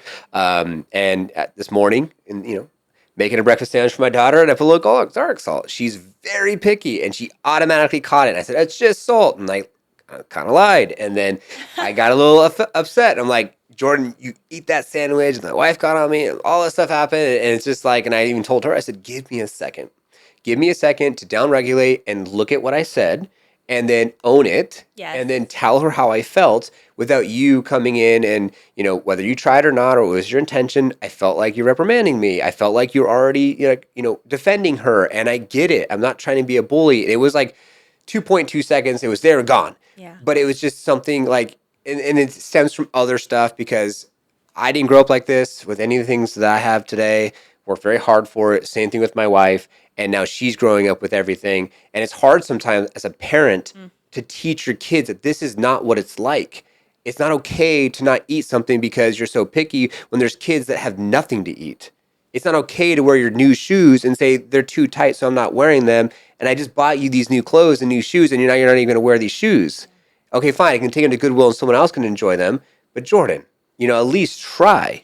It's so hard, and they don't get it. Yeah. They just don't get it. They're young, and there's just whatever for them. Life's just, That is tough, especially nowadays with all the gadgets and everything. Like, the kids just have so much access to things. Like, growing up for me, like, we didn't grow up with a lot of money, and I remember like being scared to ask for things. And it was like, you don't like your food, you're going to fucking eat the whole plate. Like, we're not wasting any food here. Me too. And so like, yeah, times are just so different now when you're born into a family that has an abundant amount of resources and things available. So I'm sure that's tricky. I don't have kids, but I'm sure it'd be tough. It's one of those things that like you manifest a reality that you want to live and you're living it. And you want to share that. But they don't have the same understanding that you do to get to where you are. Yeah. And then to give that contrast. So like my team's international in the Philippines, so we go and travel abroad. So earlier this year we're in Japan, and then we take her to the Philippines, and then she's seen how people live, and she's like, why is that house crooked? And it looks like it's gonna fall over. And like, that's how people live, Jordan. Yeah. Like, this is what it is. And so we do the best to try to give her that contrast. But at the end of the day, it is interesting. And then her friends come over, and then her friends are like, what the heck? Like, it's a total different world. And then, the friend's mom doesn't even have a car. And I'm like, I have like 4 cars. Yeah. It's like, then I kind of feel conscious myself, almost like I don't deserve it. But it's like, I worked for this, and this is my decision, and this is what I want. But then I'm like, I need to make more so then I can bless people with cars. This is what That's what you're telling yourself. Yeah, that's what I'm telling myself. I'm literally telling myself, like, I want to make enough money where I could just be like, I want to bless the people I want to bless with the things that they would never, like Mr. Beast. I just love how that guy is just like blessing people and all, and obviously be conscious about it. I don't want to just do it, just whatever, be mindful. But those are the things that I deal with. Yeah, and well, that's real though. Like, that's real life. I think that a lot of people, because I feel the same way too. Like, I do have a lot of stuff. I do have a beautiful home and nice cars and all these things. Yeah. And sometimes I can feel like I feel bad for having these things because other people don't. Yes. And that's been something that I've been working through recently, allowing myself to really like understand it is okay to be blessed. Yes. It is okay. Yes. And it's tough. Like the people who know, like we have this weird, like unworthy, undeservingness, but it's like, what else do you want me to do? Like I work my ass off. Like we were good with our money. Like, yes. What do you want me to do here? And so I feel you on that. I'm grateful that you shared that because it just lets me know that other people think that way too. I'm right there with you, girl. I'm right there with you. It is. When you see someone like your daughter's friends, parents who have nothing, and you're like, but that's like a whole new layer of certainty in yourself. Like, can I? Correct. Like, it's what's in my heart that matters, not what I have. And I also try to tell myself too, like everything is a choice, it's a decision. And maybe it's a choice, it's a decision for them to experience that in this time and space. Right. To be able to get that contrast, to understand what that feels like. And so my choice was to understand this this concept because, or like life, because when I was growing up, it was like, Dad's working on cars in the garage. They're smoking pot. I mean, talking crystal meth. My mom is up late. She's out doing whatever. My grandparents are taking care of me. Like I'm made fun of. Tubes in my ears, held back, all this stuff. Tubes in my ears. I almost got to. Really? Living out of trash bags. I always used to have ear infections. I had water in the ears and it never drained. Okay. So they put the tubes in the ear to drain. It was around third grade and I got held back and all this shit. So all these things and like going from one school to the next and then living in houses that like my ex-father was my mom's ex-husband, which my stepfather, and he would go into homes and he would like do these renovations and it had like no water heater. So we'd have cold water and it was a shitty home and he had no rent to pay because he's trying to fix up this home and has his family with them. And so we're living out of trash bags. And so I've been there. I've seen it. I've seen the contrast. And then I moved to Pleasanton, California. I call it Pleasantville. I've been here for about 6 years from California. And I saw then, wow, like mansions and big homes and like parents that come together and have companies. And I'm like, I saw both. Yeah. So I'm picking this. And so sometimes I tell my daughter, I'm like, I'm going to go send you to a family for a week that has nothing so you can see the difference. Yes. And then one thing that like helped me process this when I was in my phase of like kind of feeling unworthy and undeserving, I'm like, would you rather have what you used to have? Mm-hmm. The trash bag, the tubes in your ear, all those, like, no, like we got to be grateful for what we have now because we don't want what we had before. So why are we like, trying to tiptoe back into that at all? Like just be here with what we have, face the reality. You're blessed. Thank you, God. Move on. Amen. Let's go. Liftoff moment. I love it. No, I'm glad that I mentioned it too, because it's just, it's things that come up and I think not enough people really ask themselves like, what comes up for them. And I try to do the best I can to share everything. I'm very vocal on social media and on my stories and stuff like that. I got a big car community and I bring people here. We've had like 17 GTRs, like $3 million worth of cars here. And like I do live podcasts and then we feed everyone and like 60 people and like do a whole car run and have a video crew come out and all that type of stuff. So I do the best I can to be there for others. And then like I had a guy hit me up. He's starting a detail company. He's like, hey, can I just come over, get some content, wash one of your cars for free? I'm like, sure. So he came over last night, washed one of the cars, and of course, gave him $100 tip, whatever. But, he wanted to get the content. He's like, first customer, super excited. Just in high school, had his company stopped, and now he wants to start up again. And he's like, actually, I was at one of your events. I was like, oh, shit, because he already knew everything. Yeah. He's like, I already went to one of your events back at the beginning of the year. And I was like, that's so cool. Like, and it's like things like that people will remember as a part of your legacy, and that'll live on forever. Because how are you showing up? Because you're not just this douchebag with nice shit. You're actually someone like that cares. And I think that like all of this stuff is interesting because it could be a tool for the youth. Because if you do have something nice like cars in that car community, it's a little lower vibration. Not everyone, but it's very physical. It's an object. People like to do things with their cars. It's totally fine. But I feel like the cars, because you see someone in a Lamborghini, you're like, oh, what do you do? And it like opens up to their mind of curiosity. Right. And that's where I feel like the Lamborghinis, the GTRs, the Ferraris, those cars could actually be a catalyst to open up doors to be able to speak truth to these individuals that are younger. And so that's why I almost like to call myself like a bougie yogi. Yeah. Be that bougie person where you're like, hold on, because usually yogis are like, totally zinned out in like a van and like, they don't really have a residence and they're just all over nomad and stuff like that. Yeah. But I think that it's fun to evolve who and what a yogi is or someone who's enlightened and how you can leverage tools like things that can intrigue people to be like, hold on, what is this other world? Do you ever feel like, because I kind of feel that way too. Do you? When you go so hard down the spiritual path when you start to almost, I don't know if you felt this way, but like look down on the people with the nice things like, oh, you're so materialistic. But I'm embracing now. I'm like, no, Casey, it's a part of you naturally. You like nice things and that's okay. Yes. It doesn't make you a bad person. No. Because I had this story that in order to be spiritual or enlightened, like I couldn't like the nice things that I have. And I evolved out of that recently too. And I'm like, I like being bougie. I like nice things. Hey, one of those. So this is your confirmation. It's okay. Yeah. It's okay to be bougie. Enjoy that. Yeah, I think that no, I think for me, like if someone has nice things and they think their shit doesn't stink, right, that's something that comes up for me where I'm just like, I'm a little kind of like, okay.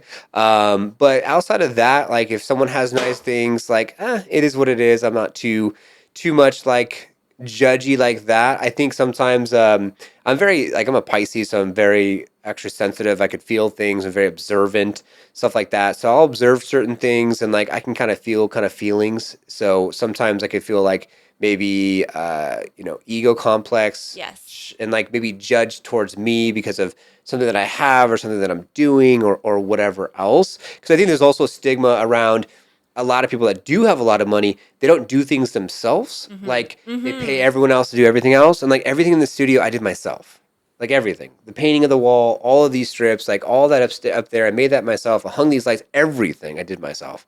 Besides like lay the floor, but I did the wall with a contractor and hung the TV and everything. I didn't do the door. So we actually have an engineer staying with us. We have we house hack. So we have like 2 Airbnbs. There was 3. There's a travel trailer. There's a room upstairs, and we built an entire apartment upstairs. Oh wow! Yes, it's the Zen Den. Okay. So there's a loft bed. There's a kitchen. There's a bathroom. The whole 9. And so we have an engineer that works at Google. Kitchen upstairs? There's a kitchen upstairs. Okay. Yeah. I'll have to show you the Airbnb listing. So he's gonna sign a long-term contract because he's working at one of the data centers for Google. And I was working on the seats for the car that I got. Like I just got a car delivered like last Thursday before I was in San Diego for the conference, and waiting on my other cars to come back from the shop. And long story short, guys, like 3 months later, I'm like, dude, I want my car back, dude. This is taking way too long, doing too much custom stuff. If you see that bag right there, the Gucci bag. Yes. I'm one of the first people to have a custom Gucci interior in a Nissan GTR. Okay. That bag matches my interior of my car. That's funny. Okay. Yeah, super bougie. So long story short, I'm like working on the seats, and he was just like, "Oh, you still working on your car?" I'm like, "Yeah, I built a '72 Chevelle Malibu in high school. Went to school to work on cars, and like I do a lot of stuff myself." He's like, "Oh, really?" And at first, I felt like kind of a little judge, and then he's like, "Oh, really?" Yeah. So that comes up sometimes for me too, where people may think that like because you just do the one thing or they see the success or because you have this company, like you could just outsource and pay everyone. But I think it's very important to know what things cost and understand certain things and then understand like time and then like delegate for time. Yeah. But like if it gives you fulfillment and you can work with your hands and it's a form of art for me for like the car stuff, then it's just fun. What's your human design? Do you know that? Opportunist hermit. Okay, but what's your design?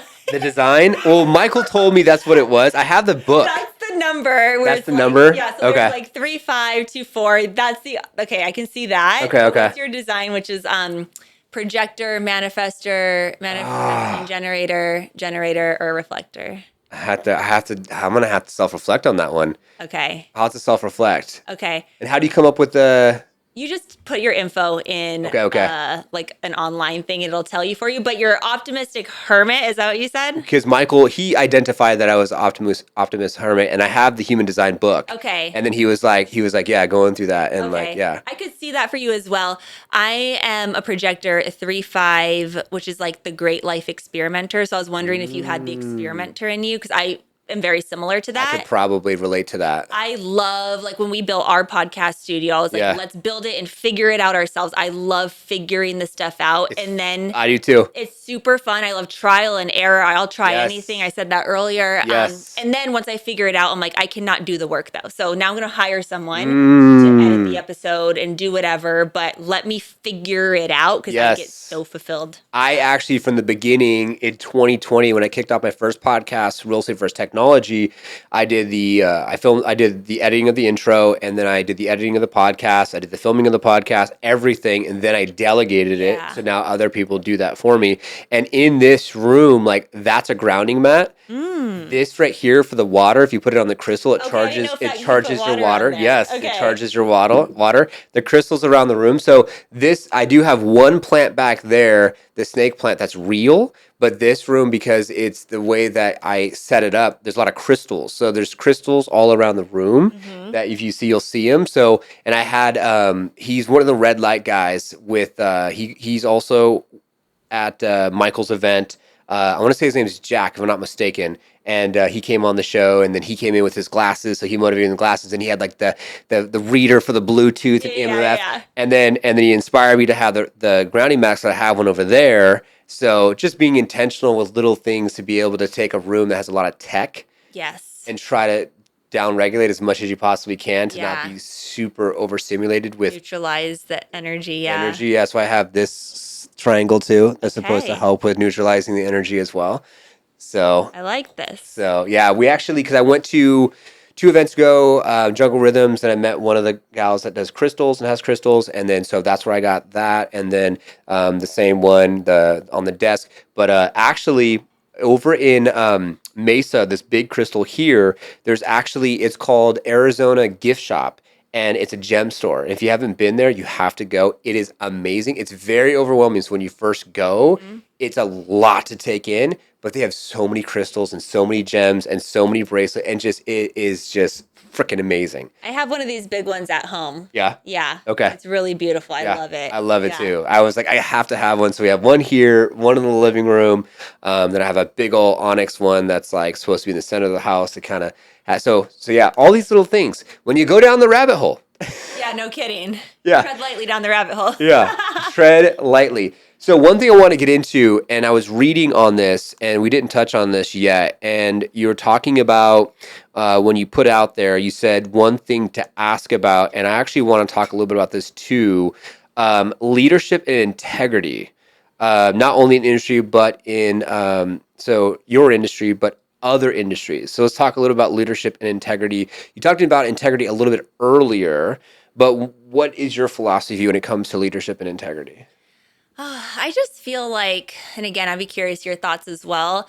I feel like just a lot of people lack integrity and have poor leadership skills. Yeah. And I think growing up, working in the law firm and being put in these like high level executive roles at such a young age, I had to, like, I was surrounded by old attorneys, you know, like I really saw a lot going on. I was working with vendors at a young age, doing media deals, all these things. Yeah. And I just saw how poorly people communicated, how poorly they treated one another. Yeah. I saw people who communicated great and who thought of other people and who were considerate. And I think that's what it is. To make a good leader with integrity, you need to consider everyone else before you. Yes. And I don't see that a lot. And I don't see that a lot with a lot of people who have these large platforms, like who I know personally. And I'm like, you're a great person, but your leadership skills, like consider people, like think about other people. And then from the other end, I totally get that. I love that. It's hard to slow down and consider everyone. You have a massive team. Like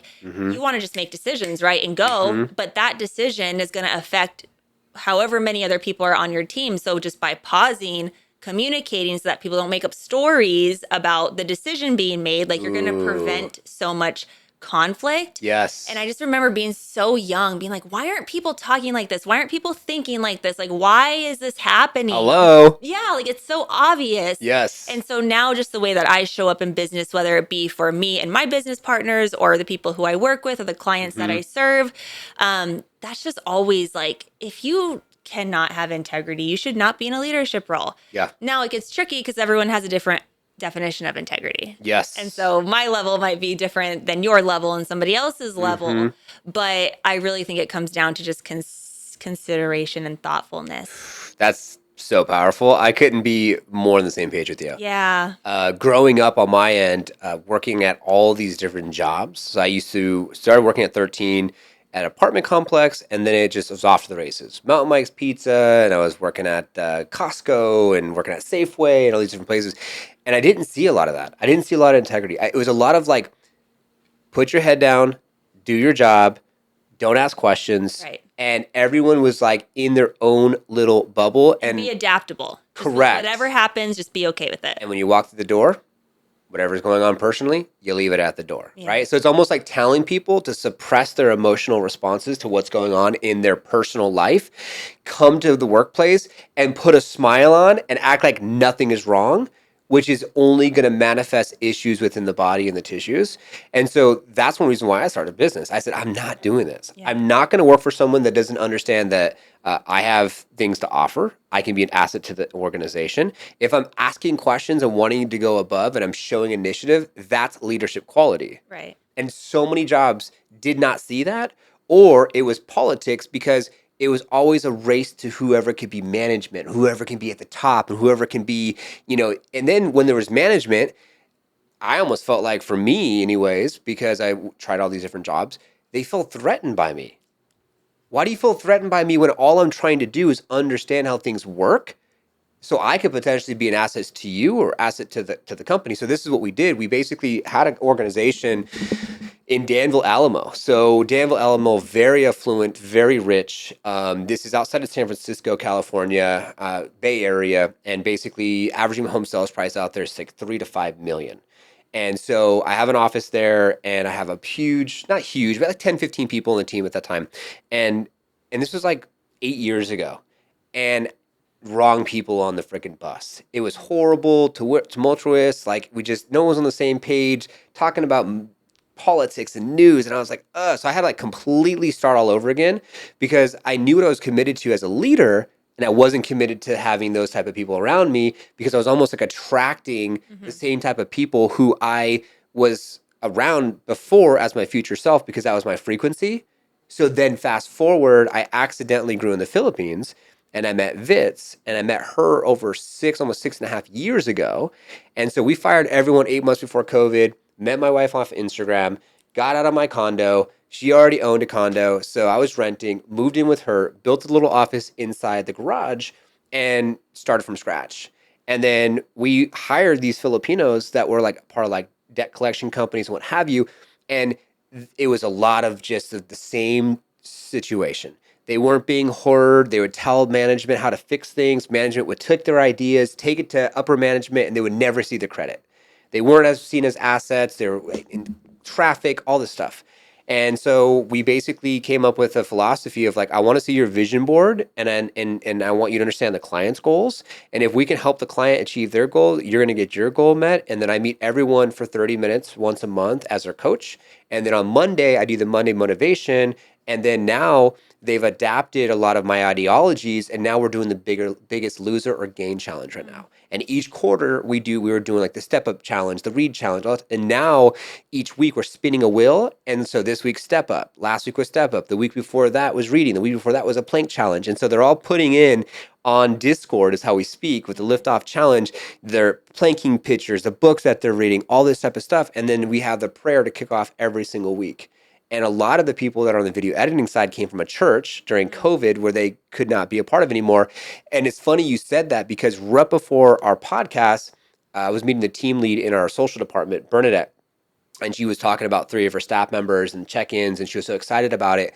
And I told her, I said, Bernadette, like, I'm back to back today, and we're getting larger, and I'm getting to a point where I won't be able to like celebrate all your wins with your team because we're getting to this size where I want to support you. I'll take some time to like go over your reviews. Let's benchmark this for next week on Thursday to give you 30 minutes of my undivided attention instead of going from this meeting to the next and then burning myself out and my nervous system being totally dysregulated. Yeah. And she respected it, and she didn't even expect me to meet her at all in the first place, but I still showed up and told her what exactly was going because of integrity and because I care. Right. And the team, they take ownership in this organization like it's their own. And I treat everyone to be a CEO of their own department, to be proactive, because in the Philippines, they're all reactionary. And I said, I want you to be proactive, and I want you to set it up where if God forbid something happens to you, and she said this in the meeting, everyone can still flourish because they're set up for success because you're giving the tools to what they need to have the success. Yeah. So that was my long-winded answer. Yeah. So I love integrity first. I love people. I love giving undivided attention. So the phones, I don't pay attention when I'm in the room with that person to be as 100% available and be present. Yeah. And that's the same thing that I do with my team. And I don't treat anyone different. I don't care if you're doing 300 million a year or you're just doing, 10 to 15,000 a year as an agent, because we want them to start ramp and scale their business with this organization at Liftoff, and then within the team, I want to teach them how to. Because my goal is, I want 100 in the Philippines, 125 in the States. It's 125 people. I want 15,000 agents at about $13 million a month, at $166 million a year, and I'm going to sell the company for $500 million. Okay. That's my goal. I love it. It's already happened. So if I'm going to do that, then integrity has to be first, and I have to create leaders, and it has to get to that point. And so it's pretty cool. I'm at 500 agents right now so far. I know pretty much everyone in the industry just about. We're getting to our busy season for September. Everything's on autopilot. Everything's word of mouth, and we help people gain authority in local markets with passive prospecting, with YouTube and passive prospecting systems. And I'm going to take this model and I want to duplicate it for the spiritual side. I want to help people. Casey is the first model, and I just got her to get her on video on short form to get herself out there because she is a medium. Yeah. And she does Reiki. She's a medium. She's a beautiful soul, and her angels and her friends. And I was like the nail in the coffin. We spoke yesterday. I said, you got to get video out there. I said, you're going to put it in these different quadrants. Let's figure out what really works. And then you'll be able to have Liftoff in whatever section you need. I go by Mr. Liftoff with Liftoff Agent, Liftoff Experience. It just kind of happened organically like that. Yeah. So I'm excited. It's cool. And that's where when she told me I'm going to be going in a different direction, that's when I was like, whoa, okay. So as soon as Liftoff starts running itself, then I see the vision for what could be next. Yeah. I mean, the spiritual community and just practice. I mean, I work with so many of them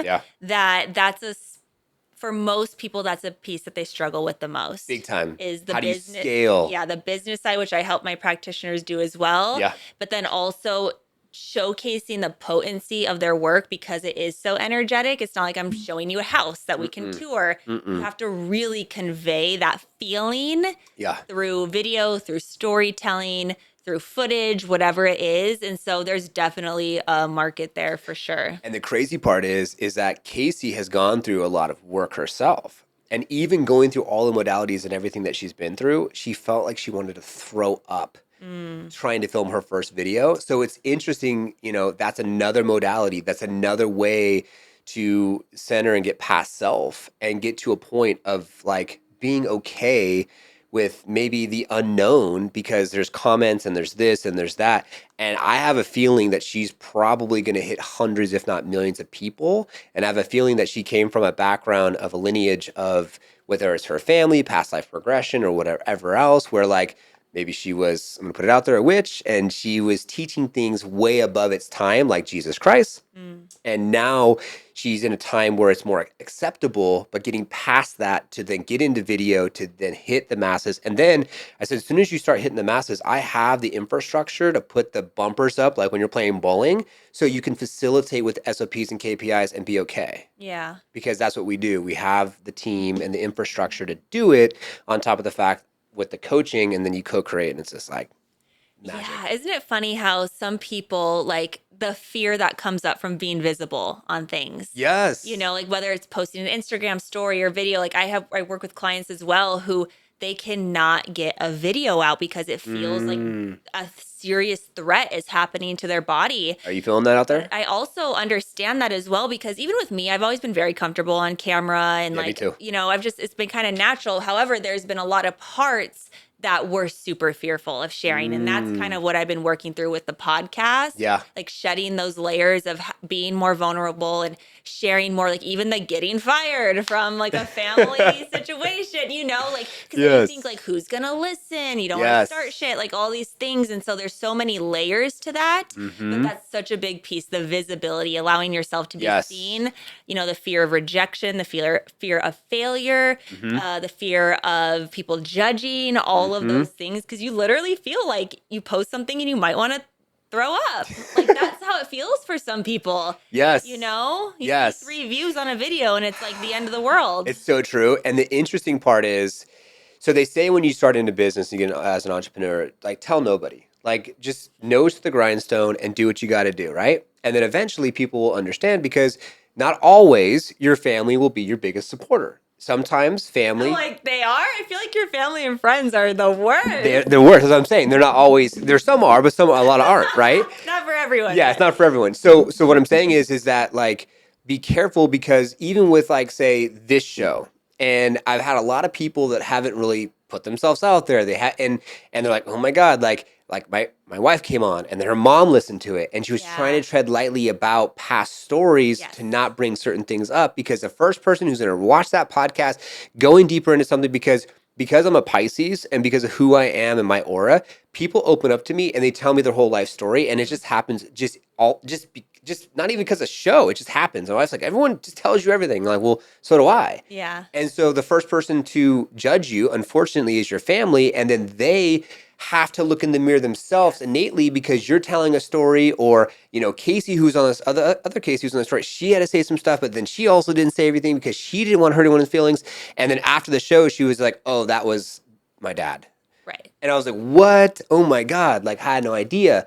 And so if you're watching this and you're already now 2 hours in, you now know, but you have to go really deep down the rabbit hole at this time for anyone to actually be able to connect the dots. Yeah. Watch that episode, this episode, whatever.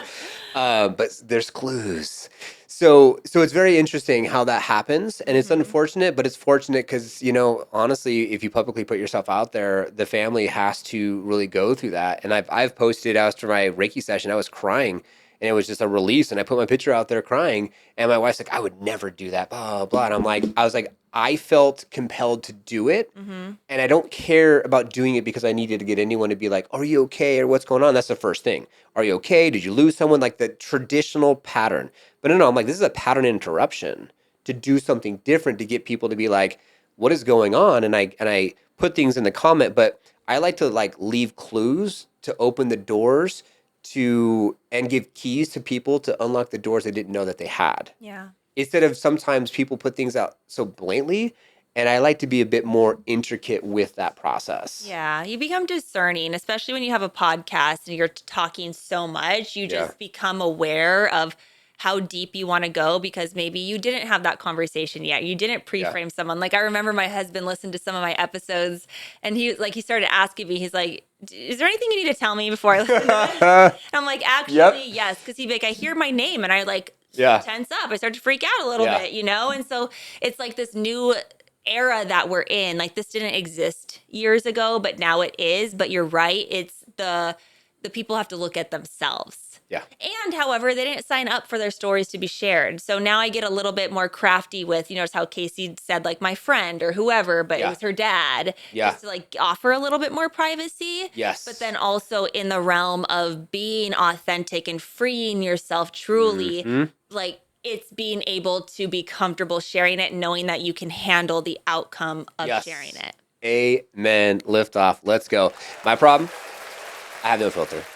I just say it. I love it. And I say too much. No, it's people and my wife's who are entertaining though, like who just go for it, I just don't give. I literally, when I first met my wife, I recorded our whole life for 3 years and put it on YouTube. Everything. Our birth, the wedding, the proposal, like everything. I didn't care. Yeah. And today you look back and you're like, okay, I not famous, didn't get a bunch of views, whatever. But it was fun and Monday through Friday, and it was called the Entrepreneur Experience. And then Sunday it went live, and it was just cool to and then my daughter has that first, she wants to look back or whatever else, and we have her from, conception to 3-4 years old, moving out to Arizona. And then now I do little certain things, but it's like, I don't care. I feel like, and I respect privacy. So if you're a private person, that's totally fine. For me, I just feel like if you think about it from a spiritual sense, there is no such thing as privacy. We all are one, having different experiences of the same in different situations, whether that's where you live or who you're dating or whatever else. It's consciousness as a whole, just having these different, experiences. So it's so I get it. But at the end of the day, it's I don't know. I like to challenge people. That's what I do. And even with Liftoff, I had a meeting with a client and I just totally told her, I said, Gina, I said, girlfriend, like, this is the second time we're having the meeting. I'm seeing a pattern here. And I said, you just don't understand. It's not making sense. And like, she was like flabbergasted after I'm not going to say all the things. And then she told Mark, because he's our customer success manager, I had to leave for my next appointment. And she's like, hopefully he doesn't like talk to all the clients like that. And my goal is to get into personal development coaching soon, personal, professional, and spiritual development. And that was one thing that came up with Casey and the Reiki and the next thing. And I think people need it more straight, dude. They just need it more straight. And it's like, sorry, this is what it is. Yeah, we baby a lot of people. Yeah. And that's part of like, you know, the leadership, right? Being able to attune our communication so that you can receive what I'm sharing with you, and Correct. so can Gina, and all these things. Yeah. However, we don't want to be babying people in the process. You know, I had an experience recently. It's one of those things I'm going to say, a friend of a friend I know, because I don't want to tell a person. You're good. Yeah, no worries. But, you know, we were in this dynamic, and someone was very inconsiderate of the other person. Like, they were very inconsiderate of the other person, pissed them off, all the things. And I was like, okay, well, are you going to say something to them? Yeah. And he was like, no, because he can't handle like that type of communication. I was like, how are we helping him grow and be a better person? Because he probably doesn't even realize that was inconsiderate. But if we let him know, hey, I still love you, but this was very inconsiderate. Can you see why? He'd probably be like, oh my gosh, I didn't even think of that. Like, thank you for letting me know. And like, I'm not going to do that again with you or anybody else. Correct. But by babying someone, we're stumping their growth. Correct. And so it's, can I attune to how this person is and deliver it in a way that they can receive it, knowing that their reaction is not my responsibility, and it is going to create a little bit of discomfort, but that's all the leadership skills. Yes. Right? Lift off. And I'll give everyone a tip, because I sometimes tie too much emotion into the response of what I want to say. So the cool thing about AI, and I use ChatGPT, I said, you know, this is the situation. This is the message I want to send. I need to send them a message that has no emotion, that will be able to connect so they can receive it. And I did that with my mother-in-law, my stepmother-in-law, or I guess we'll say this is my wife's father and his new wife. So whatever that is to me. And so I did that, and it was great. She literally said, next time I will try better. That was it. And we left it alone. So that's why I feel like sometimes, like, hey, use AI because it doesn't have emotions. Yeah. Or sometimes people will surprise you with their response. Yeah. And just keep it simple. Yeah. You know, not everything goes into a spiral. Yeah. I absolutely love that. Absolutely love that. I think we're just going to leave it there. Thank you for watching today's episode of the Liftoff Experience, as it is our intention to be able to help you have more liftoff in your life, personally, professionally, and spiritually. That's why we bring on amazing individuals and amazing episodes to be able to help you do as such. New episodes come out every single Saturday. Make sure to subscribe, hit the notification bell, comment below with one thing that you took away from the episode. And if you have a compelling story that you wish to share and you want to come to Phoenix, Arizona, Gilbert, Arizona specifically, to our recording studio, we'd love to have you on an episode. And a big thank you to Liftoff Agent, who does the thumbnail, writes the copy, does all the content for our show behind the scenes. That's all I do, is find guests, point and shoot, and have a good time. So thanks so much to Liftoff Agent team. Thank you so much for staying to the end of the episode. And just do us a favor and like, subscribe, give us your feedback so we can get this out to more individuals. And of course, you could share this with someone else that you think that should see it, because at the end of the day, we all have to help each other and serve each other to have more liftoff. And now, our YouTube channel, you can go ahead and see all of our other videos. If you're listening to this, just go to the Liftoff Experience on YouTube. And if you're watching this, then you can see on the screen that we have lots of episodes that you can take a look at and you can watch today to be able to go deeper with different subject matters to help you have more liftoff in your life. Thank you so much for your time. I appreciate you. God bless. We'll see you all on the next one.